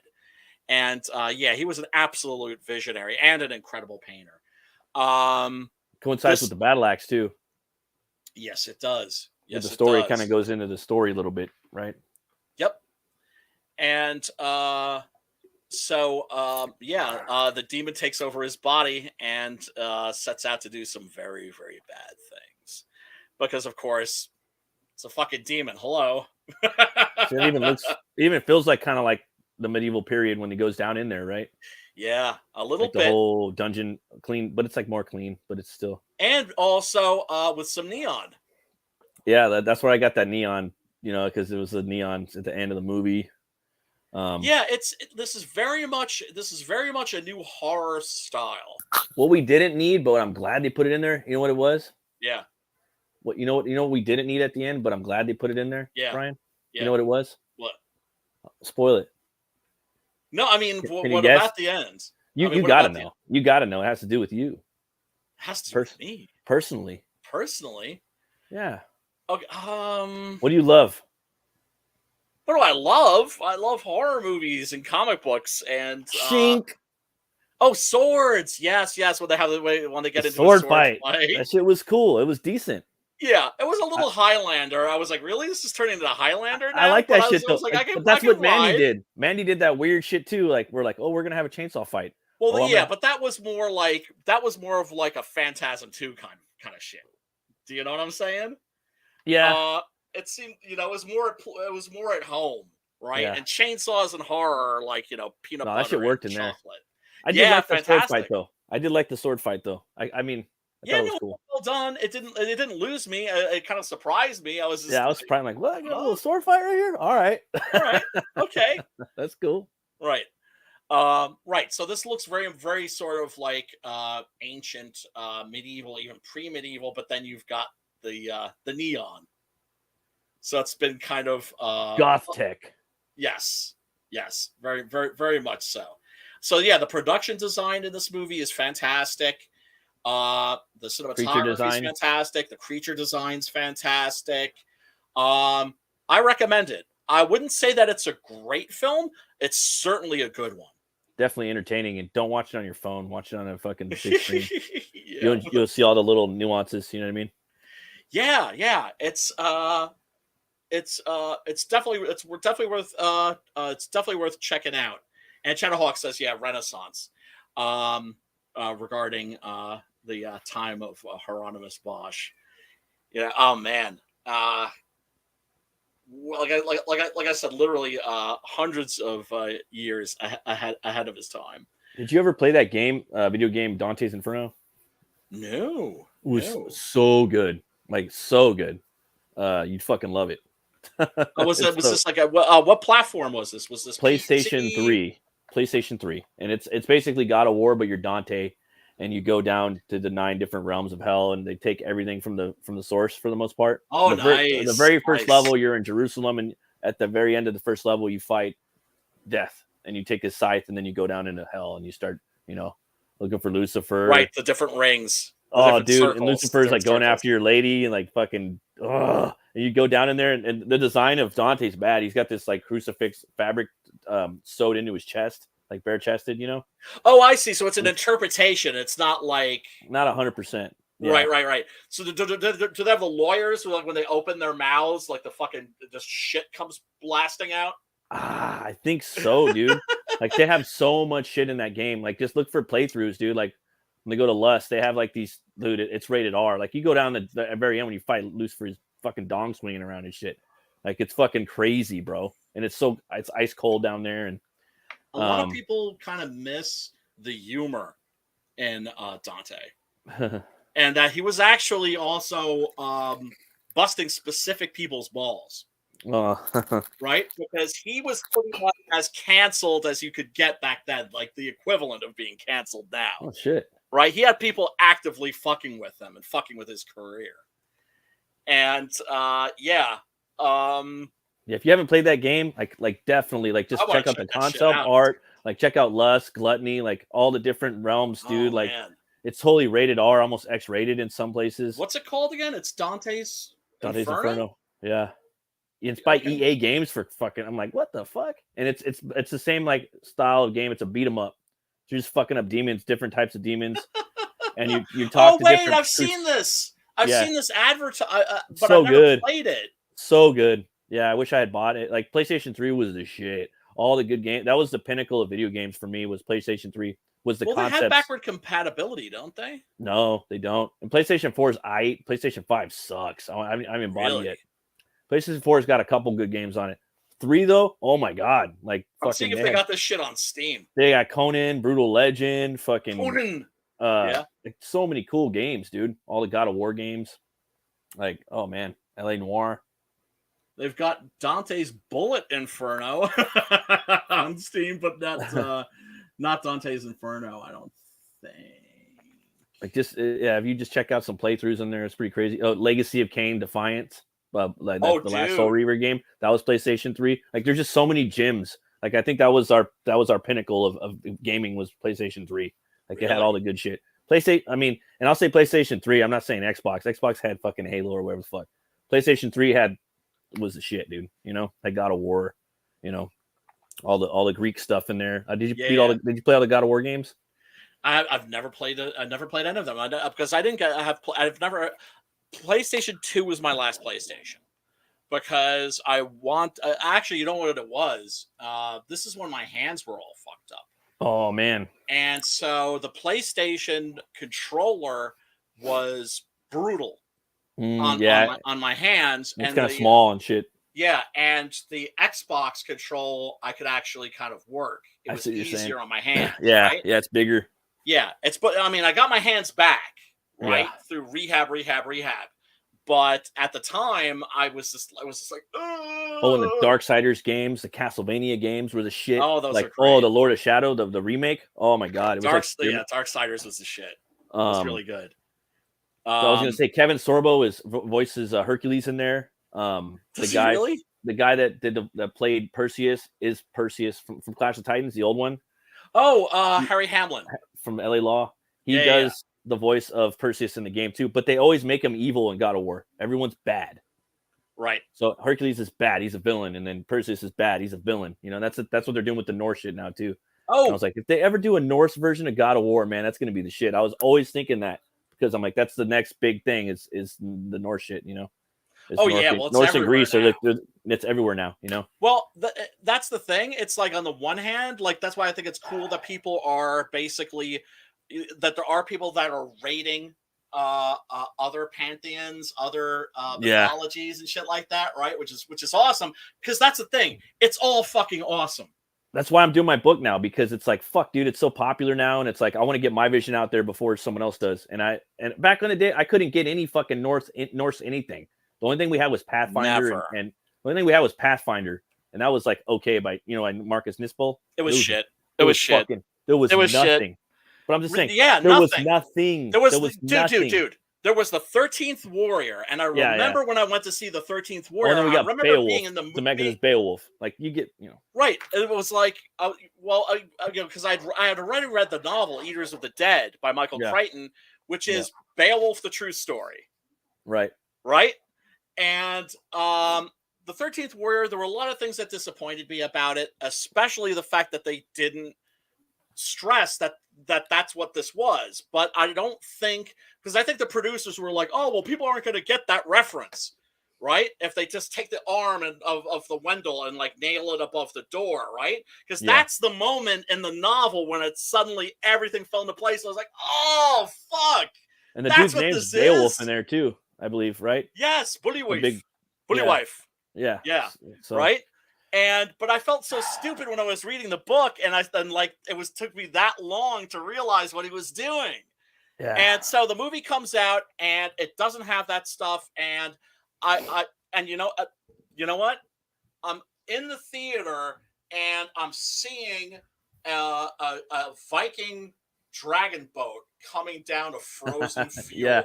So cool. Yeah. Yeah, right. Because like people forget that Viking movies were a little bit of a genre the way that pirate movies were a little bit of a genre. Yeah. right? Yeah. And With Eric the Viking and those ones. right, because all major similarities in terms of their jobs, right? Yeah. And because that's the thing that people don't understand. Vikings weren't a people. Viking was a occupation. You Yeah. went Viking, Yeah. right? That's what you're doing. You're raiding motherfuckers. Yeah. And so now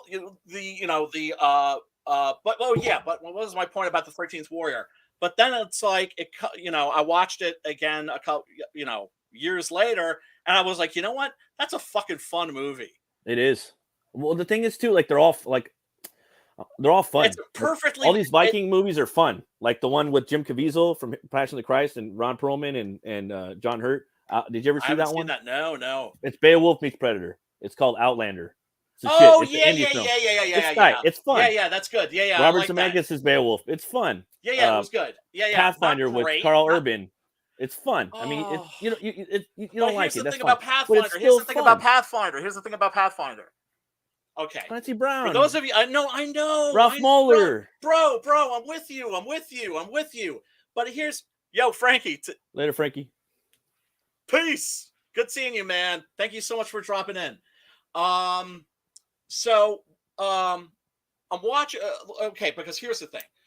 All right, Vikings versus Native Americans, and the whole thing is shot so that it looks like a Frank Frazetta painting. Yeah. That was his boing, oing, oing, oing, oing, oing, oing, oing, oing. Right. So I was like, my dick, I'm there. I'm like, this guy needs to direct Conan, and I was saying that, like, this guy, if they get this guy to do Conan, but here's good. the problem. Here's the problem. Here's the problem. Oh, there's a lot of problems. About halfway in the movie, I'm like, yeah. No, somebody should have got in there. How the fuck? Yeah. Right? This is why Marcus Nispel never should have been anywhere near Conan. Right? Yeah. Is because Vikings versus Native Americans plus Frank Frazetta out the ass. Yeah. Right? Because the way that the Vikings are garbed and everything, no historical accuracy, it's fine. But you don't give a fuck because it's metal as fuck, right? Yeah. All that and how the fuck do you do that? That should be something that I can at least kind of, even like if for me, I would have done it more like I Rambo. should be able to kind of be like, all right, that was all right. I would have put more action in there. Like there was always, for me, I know it sounds weird, but I would have put a lot more action in the movie. Yes, like, there's a lot of Rambo in it. Why there's is a lot that of First blood? Blood. There's a lot of First Blood in there, but there would have been a lot more action, a lot more booby traps, a lot more gore, a lot more death scenes. But there was a lot of like shamanism and shit in there, like it just too much. They needed to come in there. The original Pathfinder story, which is a graphic Norse novel legend, by the way, and there is a Norwegian film that was made by. I wish I could remember the director's name. Let me look him up really quick because Valhalla Rising. Are That's going a good one to too. Want to check this out. Which one? Valhalla Rising. Valhalla Rising. Oh yeah. I just wish it had gone. I wish it had stayed a Western instead of going like to America. The Wrath of God. I didn't like how they went. I mean, that was the point of the story. It should have been a Western. It should have been He's supposed to be Odin too. They're saying like a lot of people think he's Odin in there because he's one eye and whatnot. But here's the thing: that movie is still fucking awesome. Yeah. Right. It seems like that happens a lot though too. Like in Viking movies, like they go to America or something. Like they'll go somewhere like random because that's what they did. I know, but it's like because that is something that is so incredibly fucking cool and fascinating, dude. In Nova Scotia, right? There's fucking like stones, big old rocks, big old rune stones with fucking Viking runes carved into them. In Minnesota, there is. That's fucking metal. So there's this guy, this guy called Sturla. He's awesome. a Norwegian Viking like scientist. You know what I mean? He's a professor. Yeah. And he made a TV show on Discovery with what's his fucking name, dude? The actor, the guy that's in all the Coen Brothers movies. I can't think of his name, dude. He's a Scandinavian dude, but you wouldn't know it. You probably think he's Russian. You're not talking about Stellan Skarsgård or one of the Skarsgårds? No, dude. I know he's the devil in Constantine at the end. He's Oh yeah, fucking oh yeah. No, I'm blanking on his name too. he's in a Oh, he's a character it's, actor. He's from Sweden. Yes, He's from yes, Norway. it's killing me. Yeah, So dude, there's so him and that guy Sturla, the guy Sturla has a YouTube channel called Viking Right. Stories. It's just real basic. It's called Viking Stories, and he got canceled because they canceled him in Norway because he was someone said that Vikings have no culture, they steal everything from everybody, and he had to basically it's a whole. If you go watch his videos, he gets into it. But anyway, he was on a TV show with that actor, and it's all about the runestone that they found in Minnesota. You know, Minnesota, that's where all the fucking Scandinavians went. You know. And when they landed here in Newfoundland, you know, I don't know if it was Leif Erikson or Eric the Red or whoever the fuck. I'm sure there was probably somebody before, but you don't probably. know. But they were cutting some runes. They were rune cutting. You know what I mean? They were cutting rune all the way over to fucking. You know, they were landing in Canada. They'd fucking trek down there, trailblaze down there, and they would cut those runes up. Because one thing that the Vikings were really great at, first of all, the thing that made the Vikings such a fucking nightmare was that they were smart. So smart. So smart. And fucking crazy. And clean, too. And clean. Yes, everyone thinks they're dirty. They had toothpicks and beard combs. They don't like talking about that, though. There's that wonderful scene in, I forget if it's in the 13th Warrior. It's definitely in the novel where the protagonist, who's an Arab, right? And is just like finds himself stuck with like these like blonde-haired, blue-eyed, lunatic fucking giants, right? And he's just like, oh man, it's just like they clean their clothes, they wash their clothes in like cow urine. Yeah, and they're like spitting in that bowl and like fucking. Oh yeah, that's so. Yeah, it's so nasty. Yeah, it's so nasty. It's just like these guys are so nasty. Fucking not right in there. Of course, what happens when you boil cow piss? It turns out you've got basically bleach. Let me all that fucking iodine and. Right. But he just doesn't understand it on the surface. Yeah, it's totally fucking gross. Peter Stormare. That's the name. Peter Stormare. Yeah. I fucking love that dude. Yeah, he's awesome, dude. He's good in everything. In everything. Yeah. And I was like, what? And like the dude said he had a TV show on Discovery, and I was like, what the fuck? Because I don't have Discovery, but it's got like 2 seasons. Really? Yeah, him and Sturla, the guy Sturla. Sturla's that's the guy that runs the channel.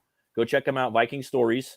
He's a canceled Norwegian professor. Was it Jay Money? Jay Money watches his show too.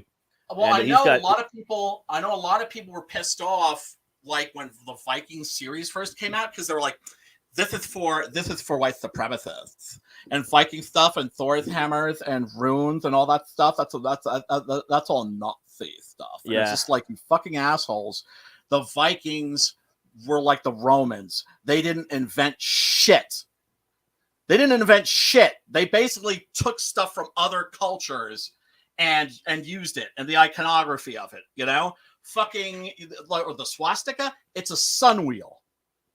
It's also in Hinduism too. It's in Hinduism and it's in Buddhism too. Yeah. Right? And except it's reversed, I guess, you know, kind of like turning a cross upside down, right? Yeah. And the Nazis were evil motherfuckers, but they didn't invent any of this shit, right? The Nazis, Yeah. So, but that's the thing is in Nazi Germany, you could not turn your head without seeing a rune. Yep. Hitler took all that everywhere. Well, yeah, because he was an occultist too. Yeah. Right? It's like, do you see do you see the Preacher show with him on there? Like which the one? whole Preacher, like what they did with him on Preacher, the TV show. It was hilarious, man. Oh, they show the whole thing where he's eating dinner with his wife and someone like, because he was an artist and Austrian Jew, Hitler, and it's so funny, and he's in hell. No, I missed that. No, yeah. No, I watched the first season, and then I was like, peace out. But what happened? They had a scene where like he's chilling in hell. There's someone who's chilling in hell. They have where he goes back in time. He has to keep reliving like one moment of his life where he was in a cafe with his girlfriend, and somebody like had like a political thing more than, I don't know if I forgot what it was, but it was hilarious though, or whatever it was. I have to go back and rewatch it. I don't know if it was. I think real hell for that dude would be living in a world where everybody knew that he was Jewish. That or everyone made fun of his painting. over and over. Oh, and is that over. is that what they did? Is I that don't what want to they say did? that. I don't know. I don't want to say if that's what they did, but I feel like that's what they did. Or maybe that's the way. If I wrote it, that's what I would have him do. Well, yeah, no, he was a failed artist. He was a failed artist. That was the sense main of thing. Perspective was all fucked up. Yeah. And if you look at Nazi art, and it's such a shame because whenever a museum is going to have an exhibit, stop me if you heard this before. Whenever a museum says that they're going to have an exhibit of Nazi art, it gets shut down. Yeah, I've heard now that. you understand why, and you know by whom, right? You know who fucking shuts that shit down, and it's such a fucking shame because Nazi art should be checked out. It should be experienced because it's fascinating, and it's not. Well, it's facts. If it's a fact, then it's history. Yes. You know. And if it's bad history, then you need to learn from the bad history. Well, you know what I mean? That's why in like 100 years or so, people will be looking at it the same way they're looking at Roman art. Yeah, exactly. And Egyptian art, right? But here's the thing. It's fascinating for what it's not, because Nazi art is fucking awful. It's awful. It is soulless. It is heartless. It is just there. Yeah. It just exists because it can be art because it occupies space. It occupies space. Basically, all of their sculptures, and for instance, basically they're gigantic paperweights. They're fucking awful, right? The Third Reich didn't produce a single great work of art, not one. Yeah, it's just a bunch of blueprints. Awful. Hey, I'll be right back, Brian. I'll be right back. Sorry, bro. You got it. You got it, brother, man. Everybody that's hanging out with us, once again, thank you so much for hanging out with us. We really do appreciate you. I know we got off topic. We always get off topic, but you know, I always want this stream to be like a loose kind of like a hangout stream. And if the movie that we've been discussing tonight, which is Daniel Isn't Real, if we sold you on it, go check it out. Link in the description down below. If you have Amazon Prime, you can also, that's where I watched it. This isn't a great movie. I can't help but rank movies sometimes when I look them up on IMDb. This I would rank like a 7. So it's not a must see, but it is a should see. And you certainly could do worse. It is definitely worth checking out. And I look forward to seeing more films from this director, whose name is, because I know I'm going to mess it up. It's something Egypt Mortimer, I think. I know Matt could help me with this. But yeah, this is evidently the second in like a loose trilogy. The one that he did before this is called Arch Enemy. I definitely want to check that out now. Although Matt says it's not that good, I'm curious, and I think that always says something when you are watching a film and you think to yourself, "I want to see more from this director." Like they have a voice, and like that was pretty rad. That was pretty cool. I would like to see what they do next. I wouldn't say that he's at Panos Cosmatos level yet. Panos Cosmatos, of course, he's the guy who did Beyond the Black Rainbow and Mandy, which are absolute must-sees. If you haven't seen those yet, what the fuck is wrong with you? Go check those out. They're fantastic. But yeah, this movie is readily accessible. So click on the link in the description to watch it, to check it out. This is just what's check it out. How about that demon at the end of the movie, though? The demon is fucking rad. Like both of them. Yes. Oh God, and the way it's shot when he finally sees the demon, right? Yeah. Is masterfully done. Very somber. Because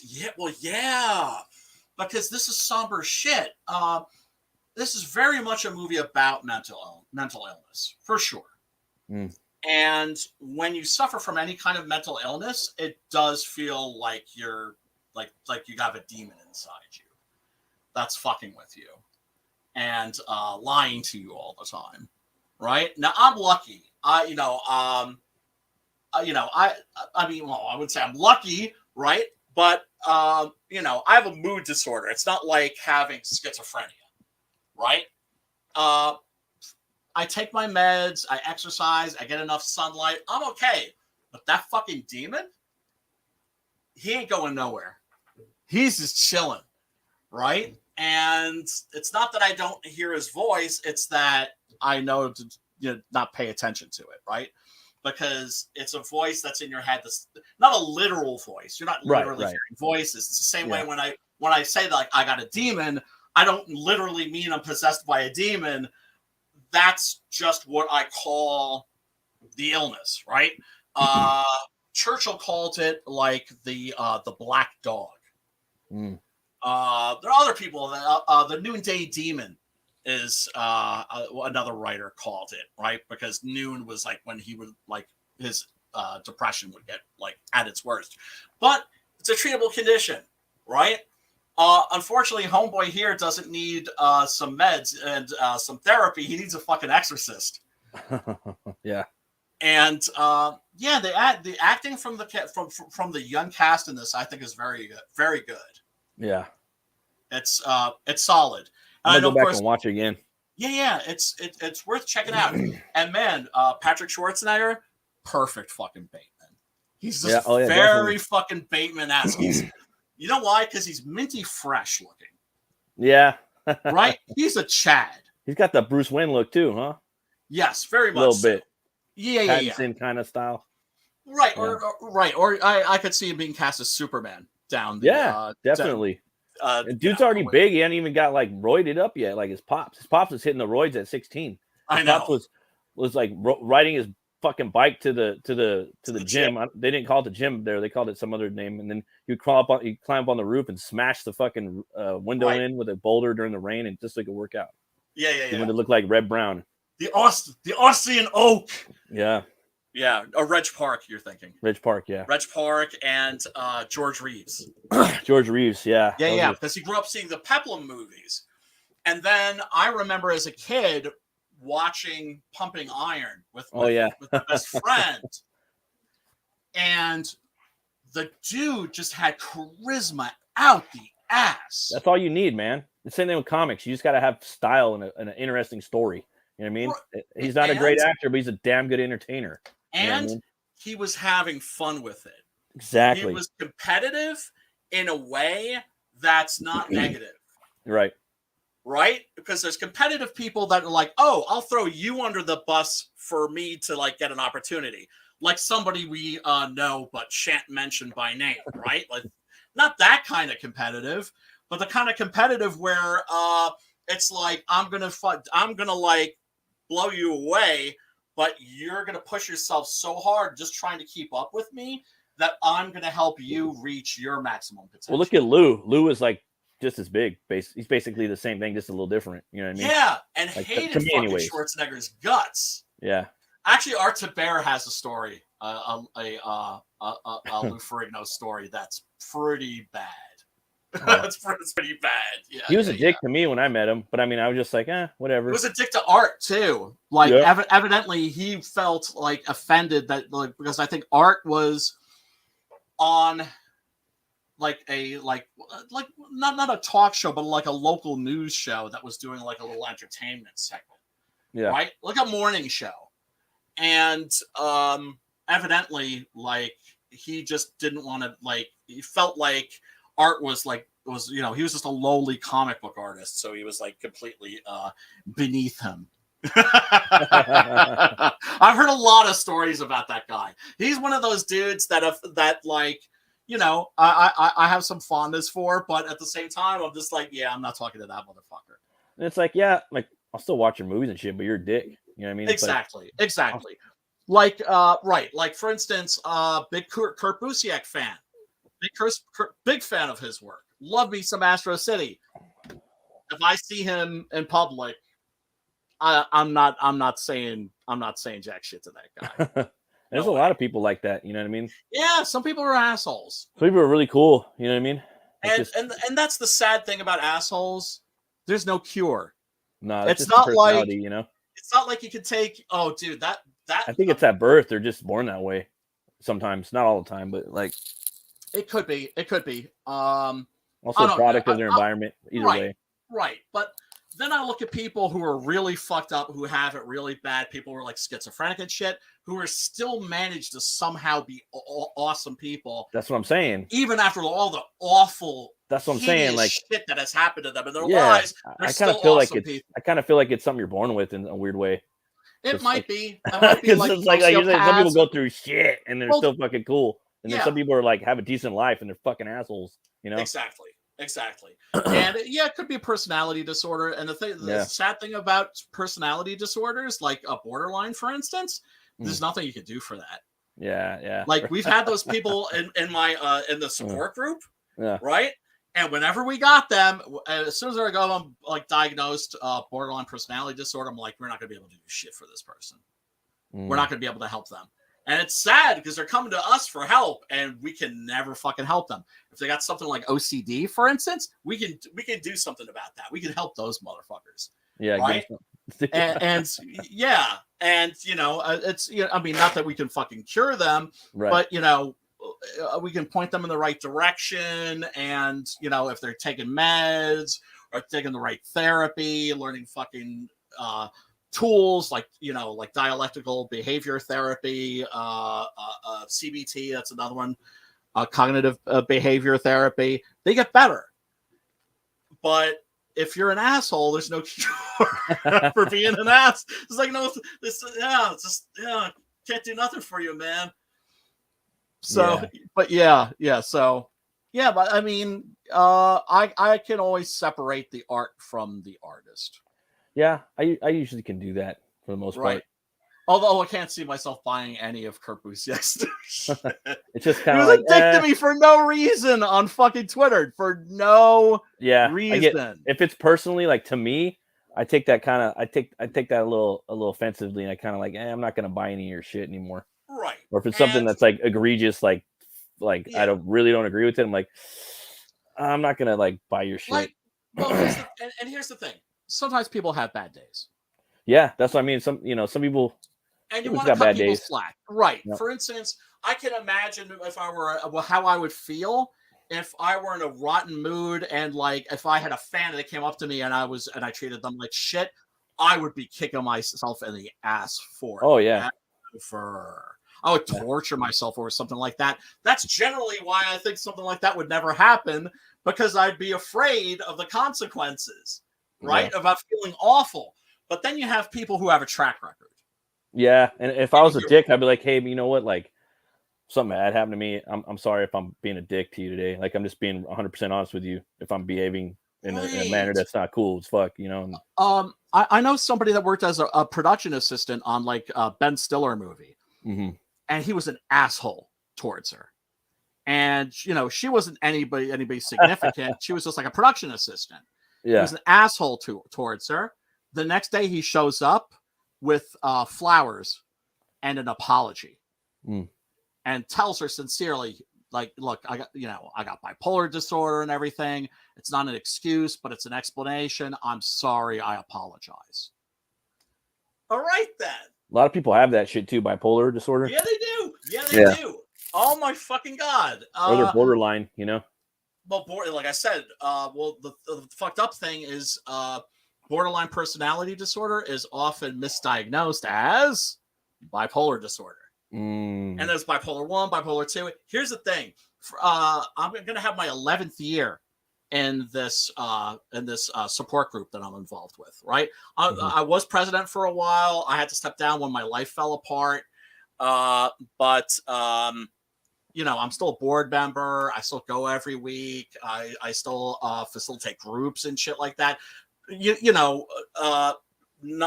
know, because I hope I don't sound virtue signaling when I talk about this shit, because I do all this shit because it's good for my head. It keeps me on a fucking even keel. But something like borderline, I don't have it. I've learned a lot about it. I have a lot of friends who have it. I don't pretend to fully understand it. And, you know, there's certain things where it's just like, okay, it's like, I know the symptoms, and, you know, because I mean, I have like unipolar depression, which is just down. They have like these manias where they go up and they'll rubber band. Not over, sometimes over the course of a day. They get into like what's known as a mixed state, but sometimes they'll go into a mania, full blown mania for like weeks or months, and they can destroy their fucking lives. Oh, that sucks. Right? It's like being high on cocaine all the time. Fuck that. Right? That sucks, man.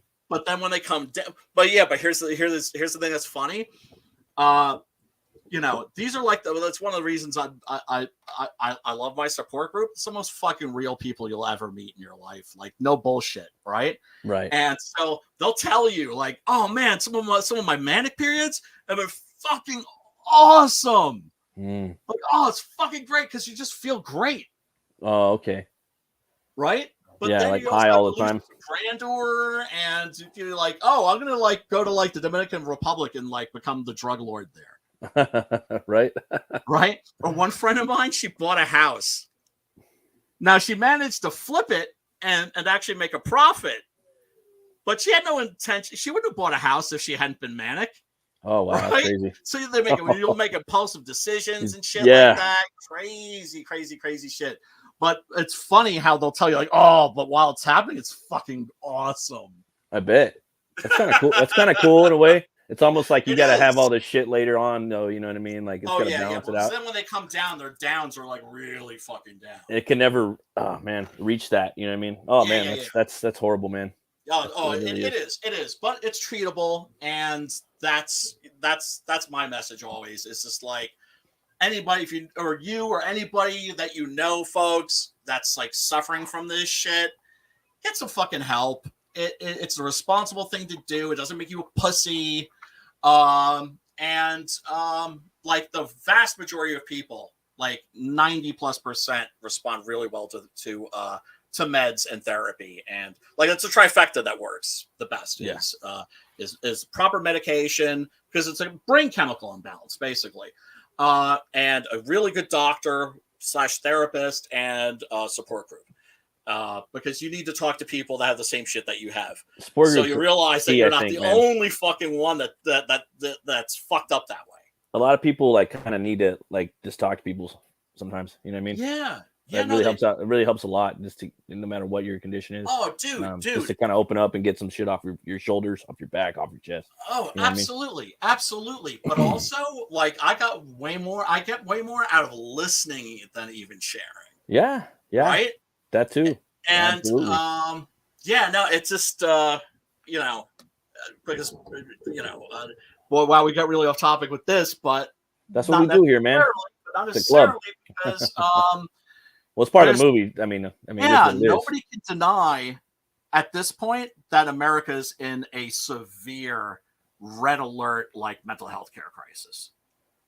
Yeah, right? I think everybody's like, we're in that, because just so much fucking crazy shit's going on. You know, I mean, people are fucking nuts. Clown world, fucking people. Clown world's a fucking thing. Anybody that wants to tell me the clown world isn't a fucking thing, they're just in denial. It's a thing, and people are like, people are paranoid, and they should be. I mean, there's crazy fucking, crazy lefties, however you want to call them, wokies, going around doing all this crazy shit. You got crazy people, you got crazy kids shooting up fucking everybody.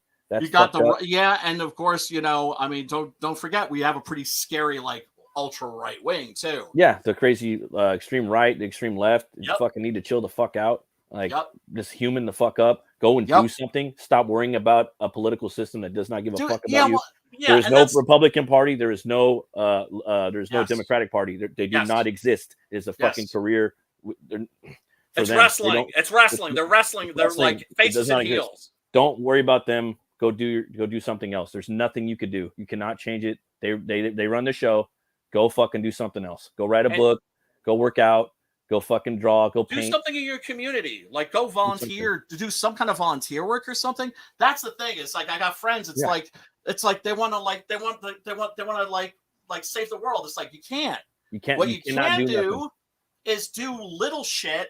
You can help people in your immediate vicinity. Yeah, you can help your community out. And that'll have like a ripple effect, and you'll see that shit. Yeah, they'll be like, hey, Johnny over here is really helping me do that. Johnny helped the old lady cross the road. Johnny planted the garden over there. Johnny fucking painted the mural over there on the basketball court. You know, Johnny fucking went to the food drive and fed the homeless people. You know what I mean? Dude. Johnny went to the support group and talked to the vets. You know, people are going to talk about you rather than Johnny stood in the fucking thing rather than Johnny went and fucking wore a thing and burned down a fucking building by fucking Mr. Chen's fucking Chinese food place or whatever the fuck. He burnt down his building because he thought he had fucking insurance or fucking, you know what I'm talking? Yeah. Like, yes. Real shit, right? You know what I mean? Not like fucking collectivist, fucking armchair activist bullshit, right? There's nothing they can do. There's nothing anybody could do. I wish people would listen, you know, like they just don't. I do too. Just be fucking kind to these fucking corporations and these one percenters, like they run everything, dude. And then a little bit of our government that are not even a government, they're just business politicians. And for if you're political parties buying, that do not exist, that's what runs our fucking world. Yes. Get over it and go. Don't go worry about your friends and your family and your community if you want. Yeah, the shit that you actually can change. There's nothing you can do. Right. Yeah, one voice could start a revolution. Not anymore. Not anymore. No, Hitler could have existed. He can't. It ain't gonna work no more. Now it's fucking regimes and big. You know. Yeah, well, they took a lot of shit out of his playbook. Yeah, they did. They learned from it, and then they learned from it. Yeah, but without a fucking doubt. But yeah, no, it's you know, because I have a lot of like all my Democrat friends, they're like hardcore blue and on. And as much as they hate people on the right, they hate people like me the most. Like me, I don't see us as traitors. I don't like identify to one specific political party. I'll vote Republican because it lands on a lot of the things that I'm Doesn't matter. You flip a coin.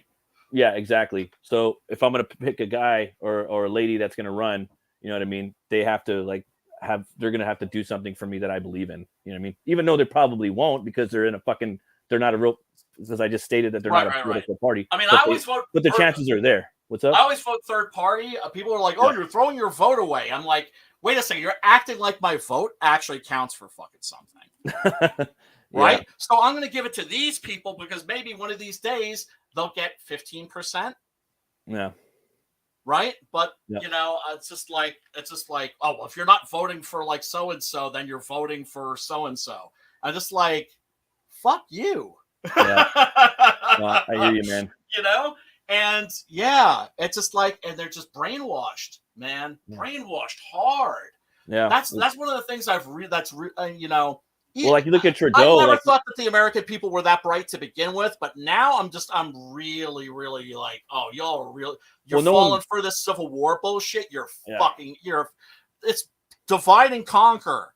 Yeah, that's what they want to do. And you're falling for this shit. Oh my God, you really are fucking basic. Yeah, it's so much money for them to have, dude, to be had. Oh my God, basic as fuck. What are we watching next month? Next week? Month? No, next week. I don't know, man. Do you want to do something big, like a bigger, more popular classic? You want to do something a little artsy? There's many different. You have anything off the top? Nothing off the top of my head. I know that there's been some that I've been wanting to get to. I'm just trying to remember which ones those are. Here, let me check my Tubi really quick. Oh, they're showing Conan the Destroyer, which I think people are way too fucking hard on. Conan the Destroyer? Yeah, it's as a sequel to like the first movie. Yeah, no, it doesn't live up. But just as like a sword and sorcery movie, it's perfectly fucking fine. For horror though? No. I was talking about no. I was talking about Conan the Destroyer. Oh, yeah, I like that movie. Yeah, it's fun. Yeah. Let's. Basil still does a little score, switches up a little bit. Different. Dude, there's a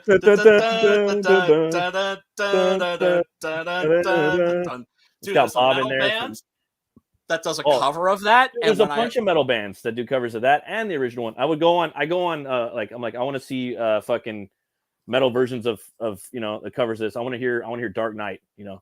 Yeah, why not? Like yeah,